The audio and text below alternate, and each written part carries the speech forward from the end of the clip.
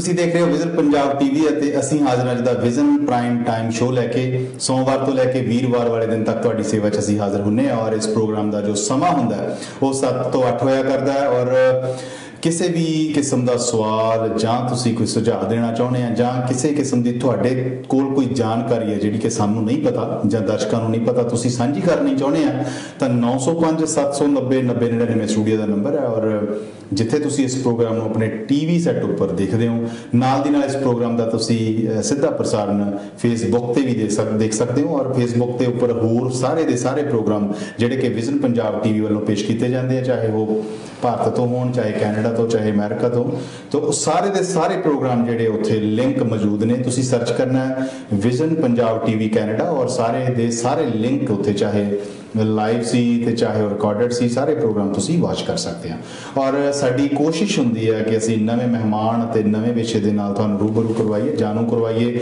Authentic ਜਾਣਕਾਰੀ ਜਿਹੜੀ ਤੁਹਾਡੇ ਤੱਕ ਪਹੁੰਚਦੀ ਕਰ ਸਕੀਏ ਅਵੇਅਰਨੈਸ ਪਹੁੰਚਦੀ ਕਰ ਸਕੀਏ ਚਾਹੇ ਉਹ ਪੋਲਿਟਿਕਸ ਹੋਵੇ ਚਾਹੇ ਸੋਸ਼ਲ ਜਿਹੜੇ ਇਸ਼ੂ ਹੋਣ ਚਾਹੇ ਇਮੀਗ੍ਰੇਸ਼ਨ ਨਾਲ ਜੁੜੇ ਹੋਣ ਤਾਂ ਕੋਸ਼ਿਸ਼ ਹਮੇਸ਼ਾ ਇਹੀ ਰਹੇਗੀ ਔਰ ਸਾਨੂੰ ਤੁਹਾਡੀ ਫੀਡਬੈਕ ਦੀ ਵੀ ਹਮੇਸ਼ਾ ਲੋੜ ਰਹਿੰਦੀ ਹੈ ਔਰ ਫੀਡਬੈਕ ਵੀ ਦਿਆ ਕਰੋ 905 790 9099 ਸਟੂਡੀਓ ਦਾ ਨੰਬਰ ਹੈ ਸਵਾਲ ਜਵਾਬ ਕਰਨ ਲਈ ਪ੍ਰੋਗਰਾਮ ਦੇ ਦੌਰਾਨ ਤੇ ਪ੍ਰੋਗਰਾਮ ਤੋਂ ਬਾਅਦ ਵੀ ਇਹੀ ਨੰਬਰ ਹੈ ਜੋ ਕਿ ਸਕਰੀਨ ਦੇ ਉੱਪਰ ਵੀ ਫਲੈਸ਼ ਹੋ ਰਿਹਾ ਸੋ ਦਰਸ਼ਕੋ ਅੱਜ ਜੋ ਅਸੀਂ ਵਿਸ਼ਾ ਤੁਹਾਡੀ ਨਜ਼ਰ ਕਰ ਰਹੇ ਹਾਂ ਉਹ ਸਭ ਨੂੰ ਹੀ ਲੋੜ ਹੈ ਔਰ ਸਾਰੇ ਅਸੀਂ ਜਿੰਨੇ ਵੀ ਕੈਨੇਡਾ ਦੇ ਵਿੱਚ ਸੈਟਲ ਡਾਊਨ ਹੋਏ ਆ ਔਰ ਹੋਰ ਜਿਹੜੇ ਵੀ ਆਉਣਾ ਚਾਹੁੰਦੇ ਆ ਸਭ ਦੀ ਲੋੜ ਹੁੰਦੀ ਹੈ ਕਿ ਕਿਸੇ ਤਰੀਕੇ ਨਾਲ ਕੈਨੇਡਾ ਦੀ ਇਮੀਗ੍ਰੇਸ਼ਨ ਹੋ ਜਾਵੇ ਚਾਹੇ ਉਹ ਸਟੂਡੈਂਟਸ ਵੀਜ਼ਾ ਹੋਵੇ ਵਿਜ਼ਟਰ ਵੀਜ਼ਾ ਹੋਵੇ PR ਵੀਜ਼ਾ ਕਿਸੇ ਵੀ ਕਿਸਮ ਦਾ ਹੋਵੇ ਸੋ ਅੱਜ ਦਾ ਜੋ ਵਿਸ਼ਾ ਹੈ ਇਮੀਗ੍ਰੇਸ਼ਨ ਨਾਲ ਸੰਬੰਧਿਤ ਵਿਸ਼ਾ ਹੈ ਔਰ ਕੈਨੇਡਾ ਦੀ ਇਮੀਗ੍ਰੇਸ਼ਨ ਦੇ ਨਾਲ ਜੁੜੇ ਹੋਏ ਸਵਾਲ ਜਵਾਬ ਅੱਜ ਅਸੀਂ ਕਰਾਂਗੇ ਪਰ ਨਾਲ ਦੀ ਨਾਲ ਇੱਕ ਦੋ ਜਿਹੜੇ ਪੁਆਇੰਟ ਮੈਂ ਤੁਹਾਡੇ ਸਨਮੁਖ ਰੱਖਣਾ ਚਾਹਣਾ ਉਹ ਇਹ ਹੈ ਕਿ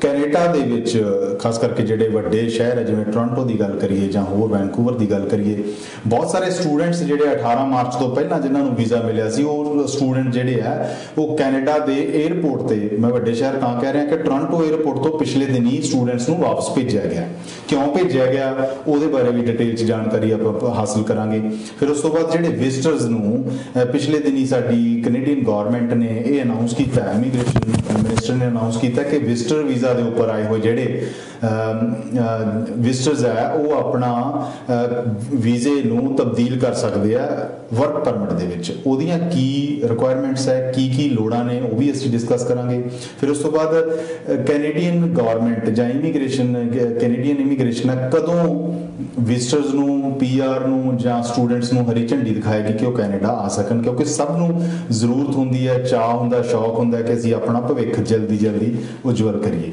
ਸੋ ਸਾਰੇ ਸਵਾਲਾਂ ਦਾ ਅੱਜ ਜਵਾਬ ਦੇਣ ਦੇ ਲਈ ਅੱਜ ਉਚੇਚੇ ਤੌਰ ਤੇ ਸਟੂਡੀਓ ਦੇ ਵਿੱਚ ਆਏ ਨੇ ਗਗਨ ਲੁਥਰਾ ਔਰ ਉਹਨਾਂ ਦਾ ਸਵਾਗਤ ਕਰਦੇ ਹਾਂ ਬਹੁਤ ਸਵਾਗਤ ਹੈ ਜੀ ਤੁਹਾਡਾ ਸਭ ਤੋਂ ਪਹਿਲਾਂ ਜੀ ਵਾਹਿਗੁਰੂ ਜੀ ਦਾ ਖਾਲਸਾ ਵਾਹਿਗੁਰੂ ਜੀ ਦੀ ਫਤਿਹ ਰਮਨ ਜੀ ਬਹੁਤ ਦਿਲੋਂ ਧੰਨਵਾਦੀ ਹਾਂ ਕਿ ਤੁਸੀਂ ਆਪਣੇ ਟਾਈਮ ਵਿੱਚੋਂ ਥੋੜਾ ਜਿਹਾ ਟਾਈਮ ਮੇਰੇ ਵਾਸਤੇ ਕੱਢਿਆ ਸੋ ਦੈਟ ਮੈਂ ਇਸ ਪਲੇਟਫਾਰਮ ਦੇ ਰਾਹੀਂ ਲੋਕਾਂ ਤੱਕ ਇੱਕ ਅਵੇਅਰਨੈਸ ਪਹੁੰਚਾ ਸਕਾਂ ਕਿ ਇੰਡੀਆ ਤੋਂ ਕੈਨੇਡਾ ਜਾਂ ਕੈਨੇਡਾ ਦੇ ਵਿੱਚ ਜਿਹੜੀਆਂ ਹਰਡਲਸ ਆਉਂਦੀਆਂ ਨੇ ਉਹਨਾਂ ਕੋਲੋਂ ਬੰਦਾ ਕਿੱਦਾਂ ਬਚ ਸਕਦਾ ਹੈ ਸ਼ੁਕਰਾਨਾ ਤੁਹਾਡਾ ਵੀ ਤੁਸੀਂ ਆਪਣੇ ਸਮੇਂ ਦੇ ਵਿੱਚੋਂ ਸਮਾਂ ਕੱਢ ਕੇ ਸਟੂਡੀਓ ਦੇ ਵਿੱਚ ਔਰ ਦਰਸ਼ਕਾਂ ਤੱਕ ਜਿਹੜੀ ਆਥੈਂਟਿਕ ਜਾਣਕਾਰੀ ਹੈ ਪਹੁੰਚਦੀ ਕਰ ਰਹੇ ਹੋ ਸੋ ਮੈਂ ਦਰਸ਼ਕਾਂ ਨੂੰ ਦੱਸ ਦਵਾਂ ਕਿ ਪ੍ਰੋਗਰਾਮ ਦੇ ਦੌਰਾਨ ਜੇ ਕੋਈ ਕਾਲ ਕਰਨੀ ਚਾਹੁੰਦੇ ਹੋ ਉਹੀ ਨੰਬਰ 905 790 9099 ਔਰ ਗਗਨ ਲੁਥਰਾ ਤੋਂ ਤੁਸੀਂ ਡਾਇਰੈਕਟ ਸਵਾਲ ਜਵਾਬ ਕਰ ਸਕਦੇ ਹੋ ਔਰ ਇਹਨਾਂ ਦਾ ਪਿਛਲੇ ਲੰਬੇ ਸਮੇਂ ਤੋਂ ਤਜਰਬਾ ਹੈ ਔਰ ਮੈਂ ਨਾਲ ਦੀ ਨਾਲ ਇਹ ਵੀ ਦੱਸ ਦਵਾਂ ਕਿ ਭਾਰਤ ਦੇ ਵਿੱਚ ਪੰਜਾਬ ਦੇ ਵਿੱਚ ਜਲੰਧਰ ਵਿਖੇ ਇਹਨਾਂ ਦੇ ਜਿਹੜੇ ਆਫਿਸਸ ਹੈ ਇਮੀਗ੍ਰੇਸ਼ਨ ਕੰਸਲਟੈਂਟ ਦੇ ਔਰ ਬਕਾਇਦਾ ਲਾਇਸੈਂਸ ਪਰਸਨ ਨੇ ਔਰ ਕੈਨੇਡਾ ਦੇ ਵਿੱਚ ਵੀ ਪ੍ਰੈਕਟਿਸ ਕਰ ਰਹੇ ਨੇ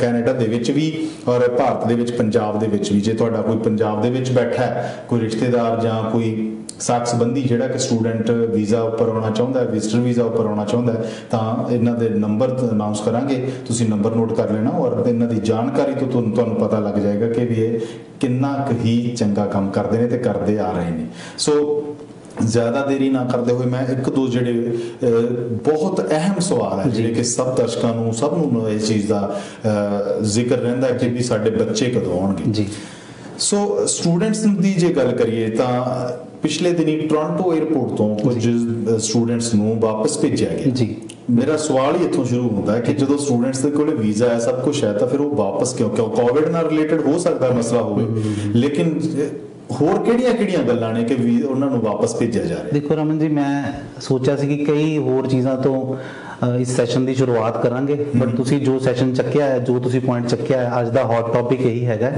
ਕਿਉਂਕਿ ਜੇ ਪੂਰੇ ਇੰਡੀਆ ਦੇ ਵਿੱਚ ਦੇਖਿਆ ਜਾਵੇ ਤਾਂ ਇਮੀਗ੍ਰੇਸ਼ਨ ਦੀ ਸਭ ਤੋਂ ਵੱਡੀ ਇੰਡਸਟਰੀ ਹੈਗੀ ਹੈ ਜਿਹੜੀ ਆਪਾਂ ਸਮਝਦੇ ਹਾਂ ਤਾਂ ਪੰਜਾਬ ਹੈ, ਬਟ ਇੱਕ ਪੰਜਾਬ ਇਦਾਂ ਦੀ ਇੰਡਸਟਰੀ ਹੈ ਜਿੱਥੇ ਅਵੇਅਰਨੈਸ ਸਭ ਤੋਂ ਘੱਟ ਹੈ ਜੀ। ਜੇ ਇਹ ਬੱਚੇ ਵਾਪਸ ਗਏ ਨੇ, ਉਹ ਬੱਚਿਆਂ ਦੇ ਵਾਪਸ ਜਾਣ ਪਿੱਛੇ 70-80% ਕਾਰਨ ਮੈਂ ਬੱਚਿਆਂ ਨੂੰ ਖੁਦ ਕਵਾਂਗਾ ਜਿਹੜੇ ਪੇਸ਼ੈਂਸ ਨਹੀਂ ਰੱਖ ਸਕਦੇ। ਰੱਬ ਅਸੀਂ ਗੀਤਾ ਪੜ੍ਹ ਲਈਏ, ਕੁਰਾਨ ਪੜ੍ਹ ਲਈਏ, ਅਸੀਂ ਆਪਣੇ ਬਾਬੇ ਦੀ ਕੋਈ ਬਾਣੀ ਪੜ੍ਹ ਲਈਏ, ਹਰ ਜਗ੍ਹਾ ਲਿਖਿਆ ਕਿ ਜੇ ਤੁਸੀਂ ਬੰਦਾ ਪੇਸ਼ੈਂਸ ਰੱਖਦਾ ਹੈ, ਜੇ ਬੰਦਾ ਸਬਰ ਰੱਖ ਸਕਦਾ, ਸਬਰ ਨਾਲ ਸਾਰਾ ਕੁਝ ਮਿਲਦਾ। ਜੇ ਅਸੀਂ ਚੀਜ਼ਾਂ ਦੇ ਪਿੱਛੇ ਤੇਜ਼ ਭੱਜਾਂਗੇ, ਜੇ ਰਫ਼ਤਾਰ ਤੇਜ਼ ਰੱਖਾਂਗੇ ਤਾਂ ਉਨਾ ਜ਼ਿਆਦਾ ਸਾਡਾ ਨੁਕਸਾਨ ਹੁੰਦਾ ਹੈ। ਸੋ ਇਹਨਾਂ ਜਿਹੜੇ ਬੱਚੇ ਵਾਪਸ ਗਏ ਨੇ, ਇਹਨਾਂ ਚੋਂ ਕੁਝ ਇੱਕ ਬੱਚੇ ਇਦਾਂ ਦੇ ਵੀ ਨੇ ਜਿਨ੍ਹਾਂ ਨਾਲ ਸਾਡੀ ਟੀਮ ਦੀ ਗੱਲ ਹੋਈ ਹੈ, ਅਸੀਂ ਸਰਵੇ ਕਰਨ ਦੀ ਕੋਸ਼ਿਸ਼ ਕੀਤੀ ਕਿ ਕੀ ਪ੍ਰੋਬਲਮ ਆਈ ਹੈ। ਇਹਦੇ ਵਿੱਚ ਦੇਖੋ, ਜਦੋਂ ਕੋਈ ਬੱਚਾ ਇੰਡੀਆ ਦੇ ਵਿੱਚੋਂ ਵੀਜ਼ਾ ਲੈਣ ਲੱਗਦਾ ਹੈ, ਵੀਜ਼ਾ ਲੈਣ ਲੱਗੇ 2 ਜਾਂ 3 ਬੰਦੇ ਹੁੰਦੇ ਨੇ ਜਿਹੜੇ ਮੀਡੀਏਟਰ ਹੁੰਦੇ ਨੇ ਬੱਚੇ ਦੇ ਨਾਲ।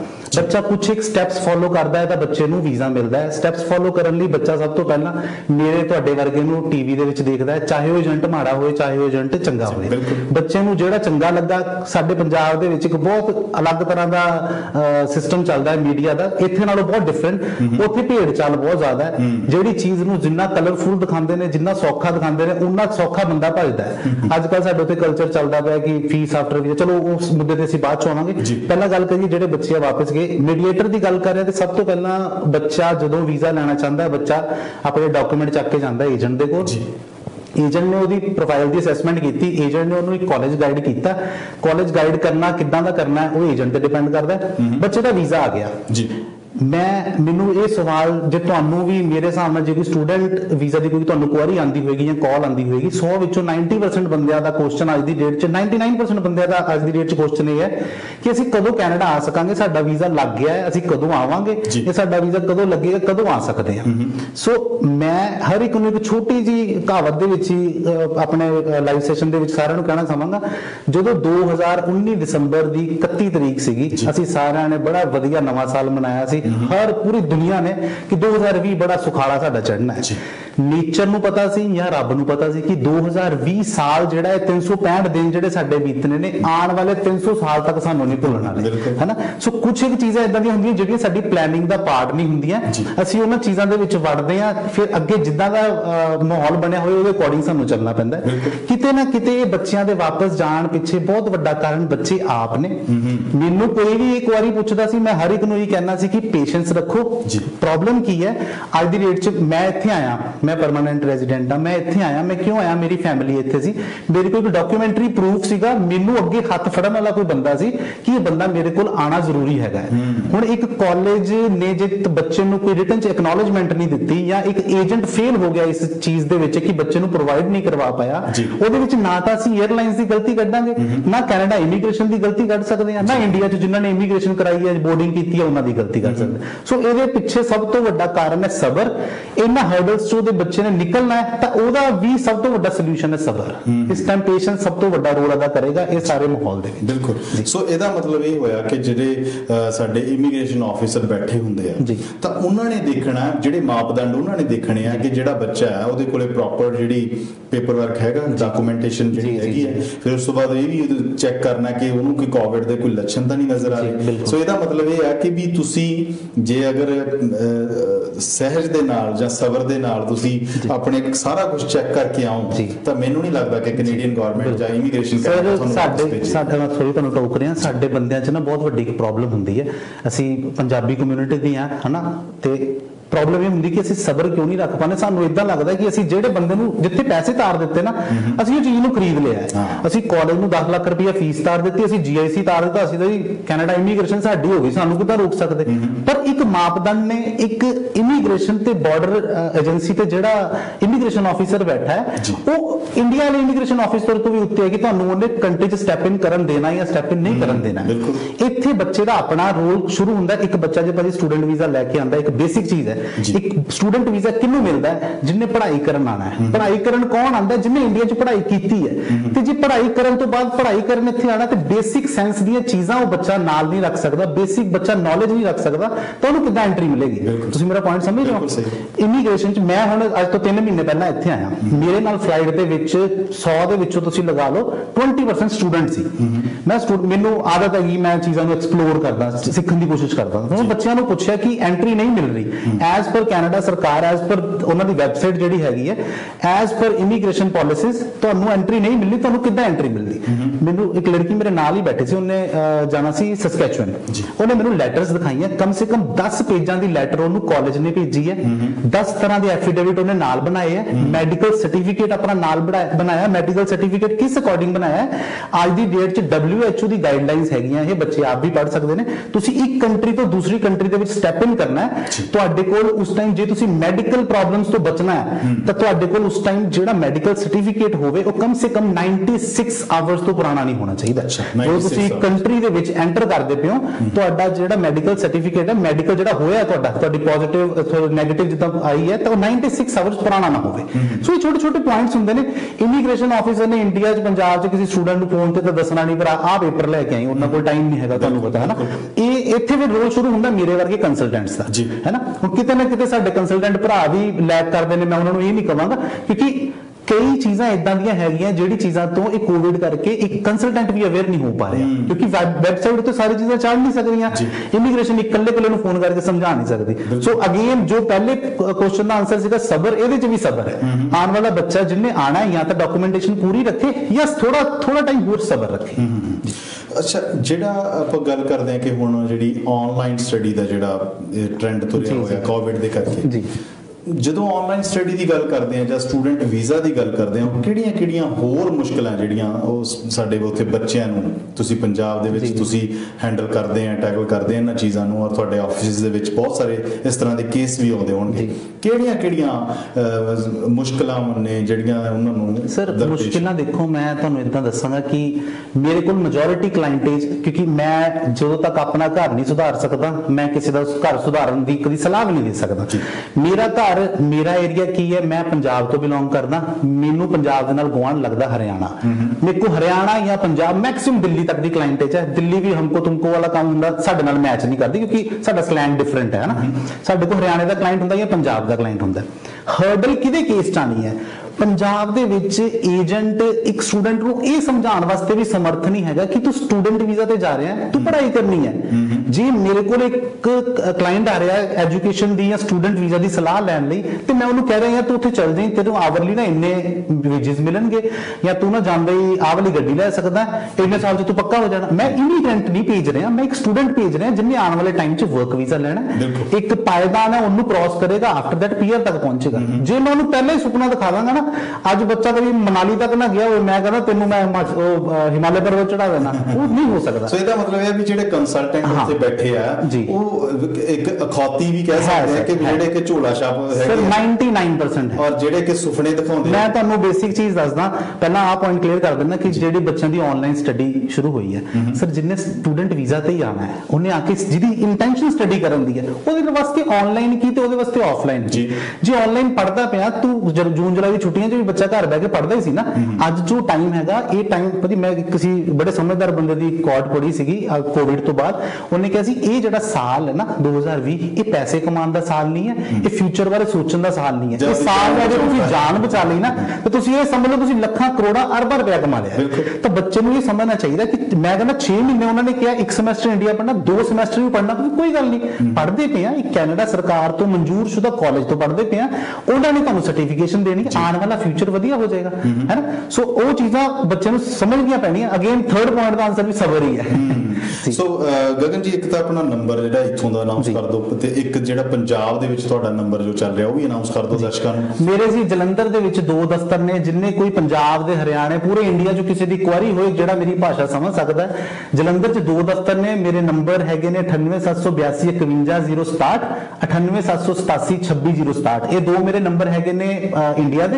ਇਹ ਨੰਬਰ ਤੇ ਤੁਸੀਂ ਕਾਲ ਨਹੀਂ ਕਰ ਸਕਦੇ ਹੋ, ਅੱਜ ਕੱਲ ਦਾ ਕਾਲ ਬਹੁਤ ਸਸਤੀ ਹੈ ਇੰਡੀਆ 'ਚ, ਕਾਲ ਕਰ ਸਕਦੇ ਹੋ, ਵੈਲ ਐਂਡ ਗੁੱਡ ਹੈ। ਕਾਲ ਨਹੀਂ ਕਰ ਸਕਦੇ ਹੋ ਤੁਸੀਂ ਇਸ ਨੰਬਰ ਦੇ ਉੱਤੇ ਮਿਸ ਕਾਲ ਛੱਡਣੀ ਹੈ ਜਾਂ WhatsApp ਦੇ ਉੱਤੇ ਆਪਣੀ ਪ੍ਰੋਫਾਈਲ ਸ਼ੇਅਰ ਕਰੋ। ਤੁਹਾਡੇ ਨਾਲ ਮੇਰੇ ਨਾਲ ਜੇ ਤੁਸੀਂ ਮੇਰੇ ਨਾਲ ਗੱਲ ਕਰਨੀ ਤੁਹਾਡਾ ਟਾਈਮ ਸਲੌਟ ਮੇਰੇ ਨਾਲ ਸੈੱਟ ਕਰ ਦੇਣਗੇ। ਔਰ ਜੇ ਤੁਸੀਂ ਕੈਨੇਡਾ ਦੇ ਵਿੱਚ ਮੈਨੂੰ ਅਪਰੋਚ ਕਰਨਾ ਚਾਹੁੰਦੇ ਹੋ ਕਿਸੇ ਵੀ ਤਰ੍ਹਾਂ ਦੀ ਸਲਾਹ ਲੈਣ ਲਈ, ਮੈਂ ਨਹੀਂ ਕਹਿੰਦਾ ਕੋਈ ਵੀਜ਼ਾ ਕਰਵਾਉਣ ਲਈ, ਮੈਂ ਨਹੀਂ ਕਹਿੰਦਾ ਕੋਈ ਮੈਨੂੰ ਪੈਸੇ ਦੇਣ ਲਈ ਜਾਂ ਮੇਰੇ ਕੋਲ ਪੈਸੇ ਲੈਣ ਲਈ, ਮੇਰੇ ਕੋਲੋਂ ਕੋਈ ਸਲਾਹ ਲੈਣੀ ਹੈ, ਮੇਰਾ ਕੰਸਲਟਿੰਗ ਬਿਜ਼ਨਸ ਹੈ, ਸਲਾਹ ਲੈਣ ਲਈ ਕੋਈ ਕਾਲ ਕਰਨੀ 4163016650 ਨੰਬਰ ਤੁਸੀਂ ਮੈਨੂੰ ਕਾਲ ਕਰ ਸਕਦੇ ਜੀ। ਸੋ ਗਗਨ ਜੀ, ਹੋਰ ਵੀ ਜਿਹੜੇ ਸਟੂਡੈਂਟਸ ਦੇ ਨਾਲ ਜੁੜੇ ਹੋਏ ਮੁੱਦੇ ਨੇ, ਵਿਜ਼ਟਰਸ ਦੇ ਨਾਲ ਜੁੜੇ ਹੋਏ ਮੁੱਦੇ ਨੇ, ਉਹਨਾਂ ਉੱਪਰ ਵੀ ਚਰਚਾ ਕਰਾਂਗੇ।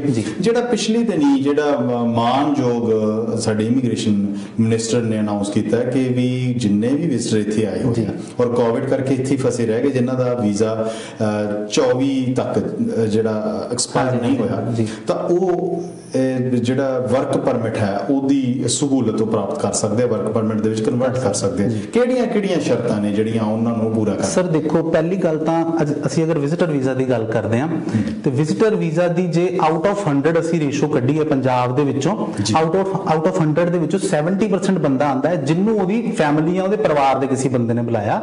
ਔਰ ਜਿਹੜੇ ਪਰਿਵਾਰ ਦੇ ਕਿਸੇ ਬੰਦੇ ਨੂੰ ਬੁਲਾਉਂਦਾ ਹੈ ਉਹਦੀ ਏਜ 40 ਪਲੱਸ ਹੋਏਗੀ ਤਾਂ ਉਹਨੂੰ ਵੀਜ਼ਾ ਮਿਲਦਾ ਹੈ। ਬੰਦਾ ਇੱਥੇ ਵਿਜ਼ਿਟਰ ਤੇ ਆ ਗਿਆ। ਮੇਰੇ ਮਦਰ ਇੱਥੇ ਆਉਂਦੇ ਨੇ, ਮੇਰੇ ਮਦਰ ਇਨ ਲਾਅ ਇੱਥੇ ਹੈਗੇ ਨੇ, ਉਹ ਇੱਕ ਏਜ ਨੇ, ਮੈਂ ਕਦੀ ਨਹੀਂ ਸੋਚਾਂਗਾ ਉਹਨਾਂ ਦਾ ਵੀਜ਼ਾ ਕਨਵਰਟ ਕਰਾਉਣ ਲਈ। ਜੇ ਸਰਕਾਰ ਨੇ ਇਹ ਇੱਕ ਅਲੱਗ ਪਾਇਦਾਨ ਸਟਾਰਟ ਕੀਤਾ, ਉਹਦੇ ਵਿੱਚ ਕੋਈ ਪੈਰਾਮੀਟਰਸ ਨਵੇਂ ਸੈੱਟ ਨਹੀਂ ਕੀਤੇ ਉਹਨਾਂ ਨੇ, ਸਿਰਫ ਇਹ ਕੀਤਾ ਹੈ ਕਿ ਪ੍ਰੋਸੈਸਿੰਗ ਫਾਸਟ ਕੀਤੀ ਹੈ। ਅਗੇਨ ਤੁਹਾਨੂੰ LMIA ਵਗੈਰਾ ਫੇਰ ਚਾਹੀਦਾ ਹੁੰਦਾ ਹੈ, ਅਗੇਨ ਤੁਹਾਨੂੰ ਇੰਡੀਆ ਤੋਂ ਐਕਸਪੀਰੀਅੰਸ ਵੀ ਚਾਹੀਦਾ ਹੁੰਦਾ। ਮਤਲਬ ਜੇ ਤੁਹਾਡੇ ਕੋਲ ਹੱਥ ਦਾ ਗੁਣ ਹੈ ਤਾਂ ਤੁਸੀਂ ਇੱਥੇ ਕਾਮਯਾਬ ਹੋ ਸਕਦੇ ਹੋ। ਤੁਹਾਡੇ ਕੋਲ ਕੋਈ ਹੋਣਾ ਚਾਹੀਦਾ। ਉਹਨਾਂ ਨੇ ਇੱਕ ਆਪਸ਼ਨ ਐਡ ਆਨ ਕਰ ਦਿੱਤਾ। ਹੁਣ ਮੈਂ ਇੱਥੇ ਕਿਸੇ ਨੂੰ ਕਹਦਾ ਜੀ ਮੈਨੂੰ ਕੰਸਟਰਕਸ਼ਨ ਦਾ ਕੰਮ ਆਉਂਦਾ, ਜਦਕਿ ਮੈਨੂੰ ਨਹੀਂ ਆਉਂਦਾ। ਇੱਥੇ ਤਾਂ ਤੁਹਾਨੂੰ ਪਤਾ ਇੰਡੀਆ ਵਾਲਾ ਸਿਸਟਮ ਹੈ ਨਹੀਂ ਕਿ ਜੇ ਮੈਨੂੰ ਨਹੀਂ ਰੋੜੀ ਕੁੱਟਣ, ਮੈਨੂੰ ਕੋਈ ਮਿਸਤਰੀ ਦਾ ਕੰਮ ਨਹੀਂ ਆਉਂਦਾ ਤਾਂ ਮੈਂ ਰੋੜੀ ਕੁੱਟਣ ਨਹੀਂ ਚੱਲ ਜਾ, ਏਦਾਂ ਨਹੀਂ। ਤੁਹਾਨੂੰ ਪਤਾ ਇੱਥੇ ਦਾ ਸਿਸਟਮ ਕੀ ਹੈ। ਸੋ ਜੇ ਸਕਿੱਲ ਹੈਗੇ ਨੇ ਤਾਂ ਇੱਥੇ ਉਹ ਇੱਕ ਆਪਸ਼ਨ ਐਡ ਆਨ ਇਹਨਾਂ ਨੇ ਕੀਤੀ ਹੈ। ਔਰ ਉਹਦੇ ਵਿੱਚ ਮੇਨ ਜੋ ਉਹਨਾਂ ਦਾ ਤੁਸੀਂ ਬਿਆਨ ਅਗਰ ਧਿਆਨ ਨਾਲ ਸੁਣੋ ਤਾਂ ਉਹਨਾਂ ਨੇ ਇਹਨਾਂ ਚੀਜ਼ਾਂ ਨੂੰ ਫਾਸਟ ਟਰੈਕ ਸਿਸਟਮ 'ਚ ਕੀਤਾ ਹੈ। ਇਹਨੂੰ ਫਾਸਟ ਥੋੜਾ ਪ੍ਰੋਸੈਸਿੰਗ ਦੇ ਵਿੱਚ ਵੀਜ਼ਾ ਕਨਵਰਟ ਕਰਾ ਸਕਦੇ ਹੋ। ਅੱਛਾ, ਤਾਂ ਮਤਲਬ ਇਹ ਹੋਇਆ ਕਿ ਵੀ ਜਿਹੜਾ ਪਹਿਲਾਂ ਸਿਸਟਮ ਚੱਲਦਾ ਸੀ ਕਿ ਵੀ LMIA ਵੀ ਦੀ ਜ਼ਰੂਰਤ ਹੈ, ਫਿਰ ਉਸ ਤੋਂ ਬਾਅਦ ਬਾਕੀ ਜਿਹੜੀਆਂ ਸ਼ਰਤਾਂ ਨੇ, ਜਿਵੇਂ ਆਪਾਂ ਆਈਲਟਸ ਦੀ ਗੱਲ ਕਰੀਏ, ਉਹਨਾਂ ਨੂੰ ਮਿਨੀਮਮ ਜਿਹੜੇ ਬੈਂਡ ਉੱਥੋਂ ਨਿਰਧਾਰਿਤ ਕੀਤੇ ਗਏ ਉਹ ਵੀ ਲੈਣੇ ਪੈਣੇ ਆ। ਸੋ ਉਸ ਤੋਂ ਬਾਅਦ ਕਿਤੇ ਜਾ ਕੇ ਵਰਕ ਪਰਮਿਟ ਦੇ ਵਿੱਚ ਹੋਣਾ। ਔਰ ਤੁਹਾਨੂੰ ਕੀ ਲੱਗਦਾ ਜਦੋਂ ਵਰਕ ਪਰਮਿਟ ਦੀ ਗੱਲ ਹੁੰਦੀ ਹੈ, ਜਿਵੇਂ ਕਿ ਪਹਿਲਾਂ ਆਪਾਂ 1-2 ਪ੍ਰੋਗਰਾਮ ਮੈਂ ਪਹਿਲਾਂ ਵੀ ਕਰ ਚੁੱਕਿਆ, ਔਰ ਇੱਥੇ ਮੇਰੇ ਪ੍ਰੋਗਰਾਮ ਦੇ ਵਿੱਚ MPPs MP ਵੀ ਇੱਥੇ ਆਏ ਔਰ ਉਹਨਾਂ ਨਾਲ ਵੀ ਇਹ ਸਵਾਲ ਕੀਤੇ ਵੀ ਜਿਹੜਾ LMIA ਦਾ ਫਰਾਡ ਹੈ ਉਹ ਰੁਕਣ ਦਾ ਨਾਮ ਨਹੀਂ ਲੈ ਰਿਹਾ। ਤੇ ਜਦੋਂ ਹੁਣ ਜਿਹੜੇ ਵਿਜ਼ਟਰ ਆਏ ਹੋਏ ਆ, ਜਦੋਂ ਆਪਣਾ ਵਰਕ ਪਰਮਿਟ ਦੇ ਵਿੱਚ ਕਨਵਰਟ ਕਰਨਗੇ ਆਪਣੇ ਵੀਜ਼ੇ ਨੂੰ, ਤਾਂ LMIA ਇਹਨਾਂ ਨੂੰ ਲੈਣੀ ਪੈਣੀ ਹੈ। ਕੀ ਤੁਹਾਨੂੰ ਕੀ ਲੱਗਦਾ ਫਿਰ ਇਹ ਫਰਾਡ ਹੁਣ ਵਧੇਗਾ ਕਿ ਘਟੇਗਾ? ਸਰ ਜੇ ਤਾਂ ਅਸੀਂ ਇਨਸਾਈਡ ਕੈਨੇਡਾ ਦੀ ਗੱਲ ਕਰੀਏ ਤਾਂ ਇਹ ਫਰਾਡ ਇੰਨਾ ਜ਼ਿਆਦਾ ਨਹੀਂ ਹੋ ਸਕਦਾ। ਜੇ ਇੱਕ ਰੁੱਖ, ਇੱਕ ਦਰਖਤ ਖਰਾਬ ਹੋਇਆ ਨਾ, ਉਹਦੇ ਪਿੱਛੇ ਕੋਈ ਕਾਰਨ ਹੈ, ਇੱਕ ਜਗ੍ਹਾ ਤੋਂ ਖਰਾਬ ਹੋਣਾ ਸ਼ੁਰੂ ਹੋਇਆ ਸੀ ਤਾਂ ਹੌਲੀ ਹੌਲੀ ਖਰਾਬ ਹੋਇਆ। ਸਾਨੂੰ ਇਹ ਚੀਜ਼ ਪਹਿਲਾਂ ਇਹ ਚੀਜ਼ ਦੀ ਗਹਿਰਾਈ 'ਚ ਜਾਣਾ ਪੈਣਾ ਕਿ ਜੇ ਅੱਜ LMIA ਦੇ ਨਾਮ, ਤੁਸੀਂ ਮੈਨੂੰ ਇਹ ਕੁਐਸਚਨ ਪੁੱਟ ਕੀਤਾ ਕਿ LMIA ਦੇ ਨਾਮ ਤੇ ਠੱਗੀ ਹੁੰਦੀ ਹੈ, ਇਹ ਠੱਗੀ ਕਿੱਥੇ ਹੁੰਦੀ, ਕਿੱਦਾਂ ਸ਼ੁਰੂ ਹੋਈ ਹੈ? ਸ਼ੁਰੂ ਕੈਨੇਡਾ ਤੋਂ ਹੀ ਹੋਈ ਹੈ, ਨੋ ਡਾਊਟ, ਬਟ ਇਹਦਾ ਬਹੁਤ ਵੱਡਾ ਇਸ ਟਾਈਮ ਜੋ ਹੱਬ ਹੈ ਉਹ ਇੰਡੀਆ ਬਣ ਚੁੱਕਿਆ ਹੈ। ਇੰਡੀਆ ਦੇ ਵਿੱਚ ਪੰਜਾਬ 'ਚ ਦੋ ਸ਼ਹਿਰ ਨੇ, ਇੱਕ ਮੋਹਾਲੀ, ਇੱਕ ਲੁਧਿਆਣਾ, ਜਿੱਥੋਂ 99% ਵਰਕ ਵੀਜ਼ਾ ਵਾਲੀ ਫੇਕ ਦੀ ਗੇਮ ਜਾਂ LMIA ਫੇਕ ਦੀ ਗੇਮ ਚੱਲਦੀ ਹੈ। ਇੱਕ LMIA ਮਨਜੀਤ ਸਿੰਘ ਦੇ ਨਾਮ ਦਾ ਇਸ਼ੂ ਹੋ ਗਿਆ ਤਾਂ ਉਹ LMIA ਨੂੰ ਸ਼ਾਇਦ 200 ਬੰਦਿਆਂ ਨੂੰ ਵੰਡ ਕੇ ਉਹਨਾਂ ਨੇ 2-2 ਲੱਖ ਰੁਪਏ ਇਕੱਠਾ ਕਰਨਾ। ਇਹ ਅਸਲ 'ਚ ਫੈਕਟ ਹੈਗੇ ਆ। ਮੈਂ ਜਿਹੜੀ ਚੀਜ਼ ਦਾ ਵੀ ਤੁਹਾਨੂੰ ਆਨਸਰ ਕਰਾਂਗਾ ਉਹ ਚੀਜ਼ ਦੇ ਫੈਕਟ ਹੋਣਗੇ, ਜਿਹੜੀ ਚੀਜ਼ਾਂ ਮੇਰੀ ਅੱਖੀ ਦੇਖੀਆਂ, ਜਿਹੜੇ ਪ੍ਰੈਕਟੀਕਲ ਕੀਤੇ ਹੋਏ।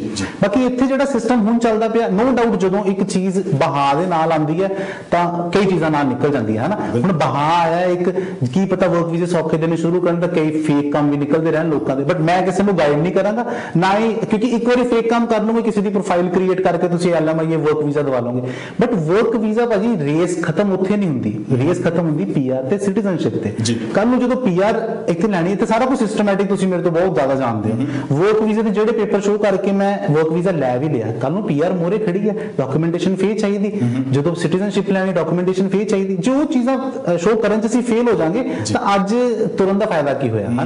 मैं गलत ट्रैक पे तुरदा रहांगा, कल नूं मैं गलत राह पहुंचांगा। सो ਇਹੋ ਜਿਹੇ ਹੋਰ ਵੀ ਬਹੁਤ ਸਾਰੇ ਸਵਾਲ ਆ, ਛੋਟੀ ਜਿਹੀ ਬ੍ਰੇਕ ਲਵਾਂਗੇ। ਜੀ। ਸੋ ਦਰਸ਼ਕਾਂ ਨੂੰ ਮੈਂ ਤਾਕੀਦ ਕਰਦਾ ਕਿ ਜੇ ਤੁਹਾਡੇ ਜ਼ਿਹਨ 'ਚ ਕਿਸੇ ਕਿਸਮ ਦਾ ਸਵਾਲ ਹੋਇਆ ਤਾਂ 905 790 9099 ਸਟੂਡੀਓ ਦਾ ਨੰਬਰ ਹੈ। ਔਰ ਗਗਨ ਲੁਥਰਾ ਸਾਡੇ ਨਾਲ ਪ੍ਰੋਗਰਾਮ ਦੇ ਵਿੱਚ ਆਏ ਨੇ, ਔਰ ਗਗਨ ਲੁਥਰਾ ਬਾਰੇ ਵੀ ਮੈਂ ਦੱਸ ਦਵਾਂ, ਜਲੰਧਰ ਦੇ ਵਿੱਚ ਪੰਜਾਬ ਦੇ ਵਿੱਚ ਇਹਨਾਂ ਦੇ ਇਮੀਗ੍ਰੇਸ਼ਨ ਨਾਲ ਸੰਬੰਧਿਤ ਜਿਹੜੀ ਕੰਸਲਟੈਂਸੀ ਉਹ ਕਰਦੇ ਨੇ, ਔਰ ਲੰਬੇ ਸਮੇਂ ਤੋਂ ਤਜਰਬਾ ਹੈ, ਔਰ ਬਕਾਇਦਾ ਕੁਝ ਟਾਈਮ ਕੈਨੇਡਾ ਦੇ ਵਿੱਚ ਤੇ ਕੁਝ ਟਾਈਮ ਉੱਥੇ ਇਹ ਦੇਖ ਰੇਖ ਕਰਦੇ ਆ, ਆਫਿਸਿਸ ਇਹਨਾਂ ਦੇ ਚੱਲਦੇ ਰਹਿੰਦੇ ਨੇ। ਇਹਨਾਂ ਨੂੰ ਬਕਾਇਦਾ ਨੌਲੇਜ ਹੈ ਕਿ ਉੱਥੇ ਵੀ ਜਿਹੜੇ LMIA ਦੇ ਫਰਾਡ ਹੈ ਜਾਂ ਵਰਕ ਪਰਮਿਟ ਉੱਥੇ ਵੀ ਬੋਲੀ ਲਗਾ ਕੇ ਵੇਚੇ ਜਾਂਦੇ ਆ, ਉਹਨੂੰ ਵੀ ਰੋਕਣ ਦੇ ਲਈ ਕਿਹੜੀਆਂ ਚੀਜ਼ਾਂ ਕਿਹੜੀਆਂ ਗੱਲਾਂ ਦਾ ਧਿਆਨ ਰੱਖਣਾ ਚਾਹੀਦਾ, ਉਹਦੇ ਬਾਰੇ ਅਸੀਂ ਚਰਚਾ ਕਰਾਂਗੇ। ਇੱਕ ਛੋਟੀ ਜਿਹੀ ਬ੍ਰੇਕ ਤੋਂ ਬਾਅਦ ਜਲਦ ਹਾਜ਼ਰ ਹੁੰਦੇ ਆ। ਕਿਤੇ ਜਾਇਓ ਨਾ, ਇਉਂ ਗਏ ਔਰ ਇਉਂ ਆਏ ਵਾਪਸ।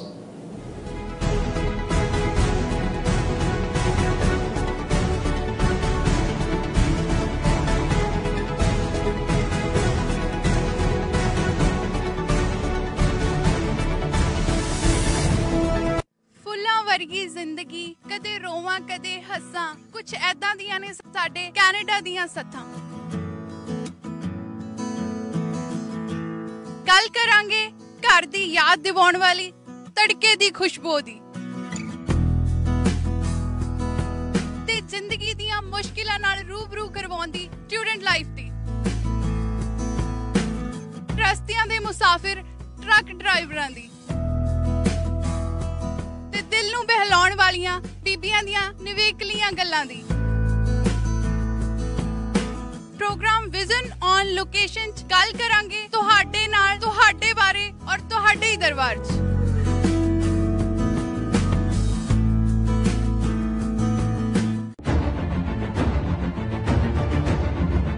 ਚਾਹੇ 7 ਸਮੁੰਦਰ ਪਾਰ ਦੀ ਹੋਵੇ ਖਬਰ, ਚਾਹੇ ਕਿਸੇ ਵੀ ਸਰਕਾਰ ਦੀ ਹੋਵੇ ਖਬਰ, ਹਰ ਸ਼ੈ ਤੱਕ ਜਾਂਦੇ ਹਾਂ, ਹਰ ਖਬਰ ਦੀ ਤਹਿ ਤੱਕ ਜਾਂਦੇ ਹਾਂ। ਪੰਜਾਬ ਦੀ ਟੀਸ, ਪੰਜਾਬ ਦਾ ਦਰਦ ਵੀ ਖੋਲ ਸੁਣਾਉਂਦੇ ਹਾਂ। ਹਰ ਖਬਰ ਦੀ ਲੈਂਦੇ ਹਾਂ ਖਬਰ, ਪ੍ਰੋਗਰਾਮ ਖਬਰਾਂ ਦੀ ਖਬਰ ਵਿੱਚ ਮੇਰੇ ਨਾਲ ਜਾਣੀ ਕਿ ਦੀਪਕ ਸ਼ਰਮਾ ਚਨਾਥਲ ਨਾਲ ਸ਼ਾਮੀ 8:30 ਵਜੇ ਸੋਮਵਾਰ ਤੋਂ ਸ਼ੁੱਕਰਵਾਰ ਤੱਕ ਵੇਖਣਾ ਨਾ ਭੁੱਲਣਾ ਖਬਰਾਂ ਦੀ ਖਬਰ।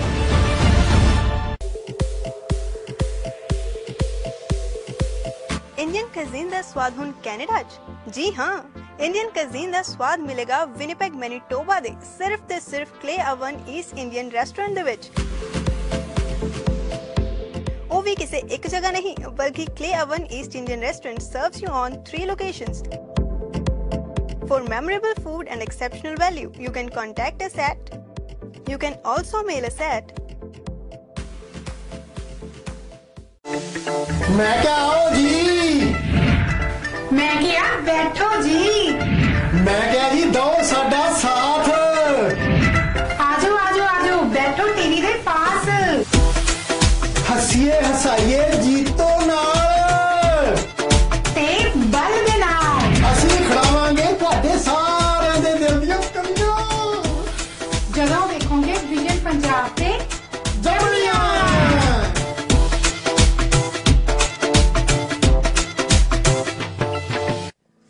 ਵਰਗੀ ਜ਼ਿੰਦਗੀ, ਕਦੇ ਰੋਵਾਂ ਕਦੇ ਹੱਸਾਂ, ਕੁਛ ਐਦਾਂ ਦੀਆਂ ਨੇ ਸਾਡੇ ਕੈਨੇਡਾ ਦੀਆਂ ਸੱਥਾਂ। ਗੱਲ ਕਰਾਂਗੇ ਘਰ ਦੀ ਯਾਦ ਦਿਵਾਉਣ ਵਾਲੀ, ਤੜਕੇ ਦੀ ਖੁਸ਼ਬੂ ਦੀ, ਤੇ ਜ਼ਿੰਦਗੀ ਦੀਆਂ ਮੁਸ਼ਕਿਲਾਂ ਨਾਲ ਰੂਬਰੂ ਕਰਵਾਉਂਦੀ ਸਟੂਡੈਂਟ ਲਾਈਫ ਦੀ। ਰਸਤਿਆਂ ਦੇ ਮੁਸਾਫਿਰ ਟਰੱਕ ਡਰਾਈਵਰਾਂ ਦੀ, ਦਿਲ ਨੂੰ ਬਹਿਲਾਉਣ ਵਾਲੀਆਂ ਬੀਬੀਆਂ ਦੀਆਂ ਨਿਵੇਕਲੀਆਂ ਗੱਲਾਂ ਦੀ। ਪ੍ਰੋਗਰਾਮ ਵਿਜ਼ਨ ਔਨ ਲੋਕੇਸ਼ਨ 'ਚ ਗੱਲ ਕਰਾਂਗੇ ਤੁਹਾਡੇ ਨਾਲ, ਤੁਹਾਡੇ ਬਾਰੇ ਔਰ ਤੁਹਾਡੇ ਹੀ ਦਰਬਾਰ 'ਚ।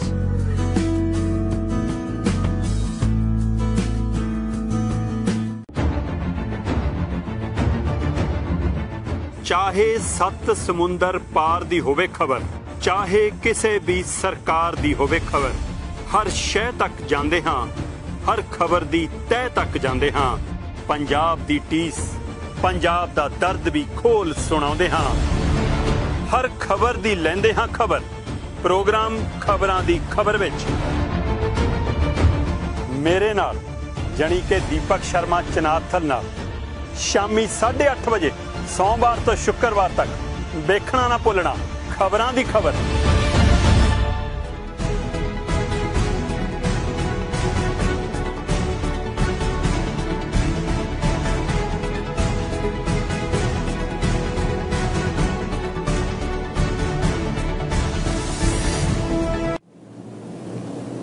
ब्रेक तो बाद फिर तो तुहाडा स्वागत है ते तुसी देख रहे हो विजन पंजाब टीवी और प्रोग्राम का नाम है जो असी पेश कर रहे हैं विजन प्राइम टाइम शो। सोमवार तो लैके वीरवार वाले दिन तक तुहाडी सेवा च असी हाजिर हुन्ने हैं और इस प्रोग्राम का जो समा हुंदा वो 7 ਤੋਂ 8 हुंदा है। अज जो असी विशा तुहाडी नज़र कर रहे हैं वो कैनेडियन इमीग्रेशन नाल संबंधित है और खास करके जिहड़े बच्चों के जिहड़े इंटरनेशनल स्टूडेंट्स के वीजे 18 मार्च 2020 तो पहलां दे जिहड़े लगे है वो कुछ विद्यार्थी जिहड़े टोरंटो एयरपोर्ट ते आए सी उन्होंने वापस क्यों भेजा गया और उन्होंने वीजे कदों तक फिर दोबारा वैलिड रहणगे जां वो दोबारा कदों आ सकते हैं। और इस तो बिना जिन्ना विजिटर वीज़ियां दे उपर कैनेडा दे विच कोविड-19 करके जिहड़े विजिटर आए सी फसे हुए सी उन्हां नूं कैनेडियन इमीग्रेशन ने जां कह लो मानयोग इमीग्रेशन मिनिस्टर ने गल कही सी अनाउंस किया सी कि भी विजिटर वीज़ा वाले भी वर्क परमिट जिहड़ा वो लै सकदे जिहड़े कि कैनेडा दे विच है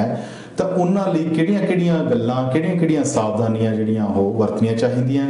और एक गल होर इहदे विच ऐड करनी चाहुंदा कि भारत दे विच खास करके पंजाब दे विच जिहड़े झोला छाप इमीग्रेशन कंसलटेंट ने उन्हां तो असीं किवें बच सकते हैं क्योंकि असीं बहुती बारी साइट के उपर जाके पढ़ना पसंद नहीं करते देखना पसंद नहीं करते सर्च नहीं करना चाहते तो डायरैक्ट ये सुनते हैं कि किसी ने कहता भी साडे मामे के पुत नूं उहने भेजिया सी साडे फलाने की फाइल वो भरी सी तो असीं उहदियां गल्लां च कह लो लकीर दे फकीर बन के कई बारी असीं झोला छाप जिहड़े इमीग्रेशन कंसलटेंट हुंदे ने उन्हां दे नाल उन्हां दे झमेले च फस जाने आ। किवें बचना चाहिए ਉਹਦੇ ਬਾਰੇ ਅੱਜ ਖਾਸ ਕਰਕੇ ਭਾਰਤ ਦੇ ਵਿੱਚ ਪੰਜਾਬ ਦੇ ਵਿੱਚ ਵੀ ਇਹ ਇਮੀਗ੍ਰੇਸ਼ਨ ਕੰਸਲਟੈਂਸੀ ਦਾ ਕੰਮ ਕਰਦੇ ਨੇ ਬਕਾਇਦਾ ਲਾਇਸੈਂਸ ਪਰਸਨ ਨੇ ਔਰ ਕੈਨੇਡਾ ਦੇ ਵਿੱਚ ਵੀ ਕਰਦੇ ਨੇ ਤੇ ਮੇਰੀ ਮੁਰਾਦ ਹੈ ਗਗਨ ਲੁਥਰਾ ਤੋਂ ਇੱਕ ਵਾਰੀ ਫਿਰ ਤੋਂ ਤੁਹਾਡਾ ਸਵਾਗਤ ਹੈ ਜੀ। ਧੰਨਵਾਦ ਰਮਨ ਜੀ।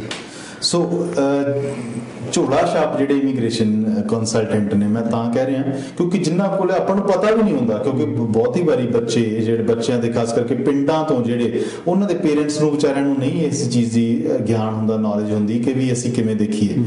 ਬੱਚੇ ਵੀ ਨਹੀਂ ਸਰਚ ਕਰਦੇ ਕਿ ਜਿਹੜੇ ਕੰਸਲਟੈਂਟ ਕੋਲ ਅਸੀਂ ਜਾ ਰਹੇ ਹਾਂ ਕਿ ਉਹਦਾ ਲਾਇਸੈਂਸ ਹੈ ਵੀ ਹੈ ਕਿ ਨਹੀਂ ਹੈ ਕਿ ਉਹਦੀ ਕੰਪਨੀ ਜਿਹੜੀ ਰਜਿਸਟ੍ਰੇਸ਼ਨ ਹੈਗੀ ਹੈ ਕਿ ਨਹੀਂ ਤਾਂ ਜੇ ਉਹਦਾ ਲਾਇਸੈਂਸ ਹੈ ਕਿਤੇ ਫੇਕ ਤਾਂ ਨਹੀਂ ਹੈਗਾ ਅਸੀਂ ਉਹ ਕਿਵੇਂ ਅਸੀਂ ਪਤਾ ਕਰ ਸਕਦੇ ਹਾਂ। ਔਰ ਦੂਜੀ ਗੱਲ ਇਹ ਉਹਨਾਂ ਤੋਂ ਬਚਿਆ ਵੀ ਕਿਵੇਂ ਜਾ ਸਕਦਾ ਜੇ ਤੁਸੀਂ ਉਹਦੇ ਇੱਕ ਵਾਰੀ ਚੁੰਗਲ 'ਚ ਫਸ ਗਏ।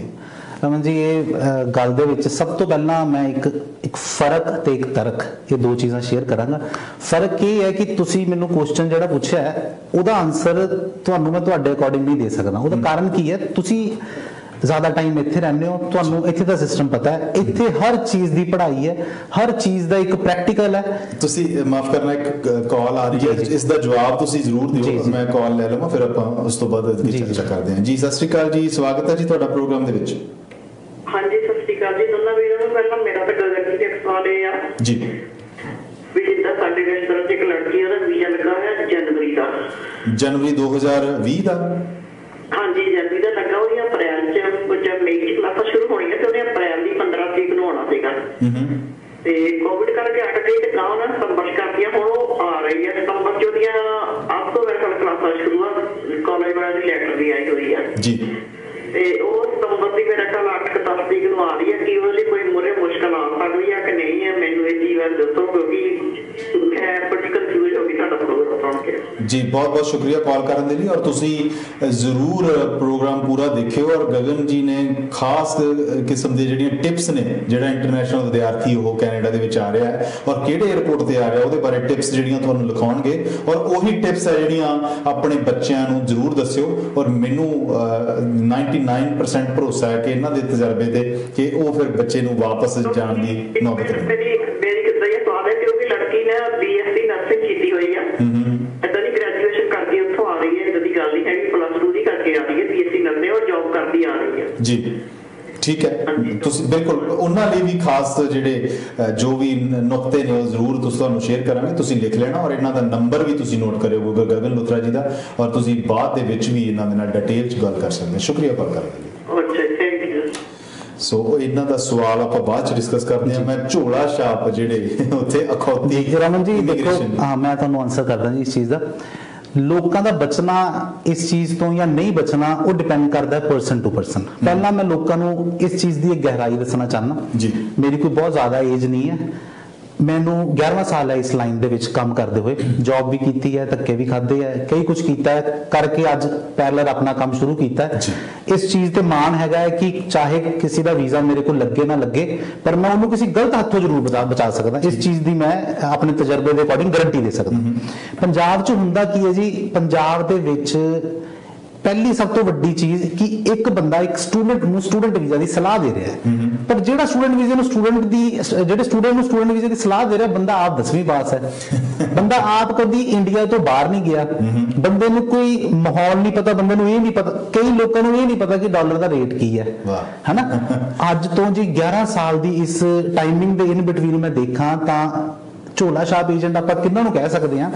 ਪੰਜਾਬ ਦੇ ਵਿੱਚ ਇੱਕ ਚੀਜ਼ ਬਹੁਤ ਮਾੜੀ ਹੈ ਜਿਹਨੂੰ ਆਪਾਂ ਕਹਿੰਦੇ ਭੇਡ ਚਾਲ, ਕਿ ਇੱਕ ਪਾਸੇ ਨੂੰ ਜੇ ਲੱਗਾ ਨਾ ਕਿ ਇੱਧਰ ਲੰਗਰ ਲੱਗਾ ਉਹਦੀ ਲਾਈਨ 'ਚ ਸਾਰਾ ਲੱਗ ਜਾਣਾ, ਚਾਹੇ ਅੱਗੇ ਕੁਝ ਵੀ ਨਾ ਹੋਵੇ, ਹਨਾ। ਤੇ ਹੁੰਦਾ ਕੀ ਹੈ ਸਾਡੇ ਇੱਥੇ ਪੰਜਾਬ ਦੇ ਵਿੱਚ ਅੱਜ ਤੋਂ ਜੇ ਆਪਾਂ ਪੁਰਾਣੀ ਗੱਲ ਕਰੀਏ 5-6 ਸਾਲ ਪੁਰਾਣੀ, ਹਰ ਇੱਕ ਬੰਦੇ ਦਾ ਫਸਟ ਮੋਟਿਵ ਹੈ ਲਾਈਫ ਦੇ ਵਿੱਚ ਕਿ ਉਹਨੇ ਪੈਸੇ ਕਮਾਣੇ ਆ, ਔਰ ਪੈਸੇ ਕਮਾਣੇ ਵੀ ਹੈ ਔਰ ਈਜ਼ੀ ਮਨੀ ਕਮਾਣੀ ਹੈ ਮੈਂ, ਕਿ ਮੇਰਾ ਹੱਡ ਗੋਡੇ ਵੀ ਨਾ ਚੱਲਣ ਔਰ ਮੈਂ ਪੈਸੇ ਵੀ ਮੋਟੇ ਕਮਾਉਂਦਾ ਰਹਾਂ। ਪੰਜਾਬ ਦੇ ਵਿੱਚ 10-12 ਸਾਲ ਪਹਿਲਾਂ ਪ੍ਰਾਪਰਟੀ ਲਾਈਨ ਦੀ ਇੰਡਸਟਰੀ, ਰੀਅਲ ਏਸਟੇਟ ਦੀ ਇੰਡਸਟਰੀ ਬਹੁਤ ਜ਼ਿਆਦਾ ਬੂਮ ਤੇ ਸੀਗੀ, ਲੋਕਾਂ ਨੇ ਬਹੁਤ ਕੰਮ ਕੀਤਾ। ਉਹਦੇ ਵਾਸਤੇ ਕੋਈ ਇੰਡੀਆ ਦੇ ਵਿੱਚ ਪੜ੍ਹਾਈ ਨਹੀਂ ਹੈਗੀ, ਇੱਥੇ ਰੀਅਲ ਏਸਟੇਟ ਦਾ ਰੀਅਲਟਰ ਦਾ ਕੋਰਸ ਕਰਨਾ ਪੈਂਦਾ, ਫਿਰ ਬੰਦਾ ਉਹਦੀ ਪ੍ਰੈਕਟਿਸ ਸ਼ੁਰੂ ਕਰਦਾ। ਇੰਡੀਆ ਦੇ ਵਿੱਚ ਜਿਹੜੇ ਬੰਦੇ ਨੇ ਬਜਾਜੀ ਦੀ ਦੁਕਾਨ ਖੋਲੀ ਸੀ ਉਹਨੇ ਨਾਲ ਰੀਅਲ ਏਸਟੇਟ ਦਾ ਬੋਰਡ ਲਾਇਆ ਸੀ, ਜਿਹੜੇ ਬੰਦੇ ਨੇ ਕਰਿਆਨੇ ਦੀ ਦੁਕਾਨ ਖੋਲੀ ਸੀ ਨਾਲ ਉੱਤੇ ਕੋਠੀਆਂ ਖਰੀਦੀਆਂ ਵੇਚੀਆਂ ਜਾਂਦੀਆਂ ਨੇ ਉਹਦਾ ਬੋਰਡ ਲਾ ਲਿਆ ਸੀ।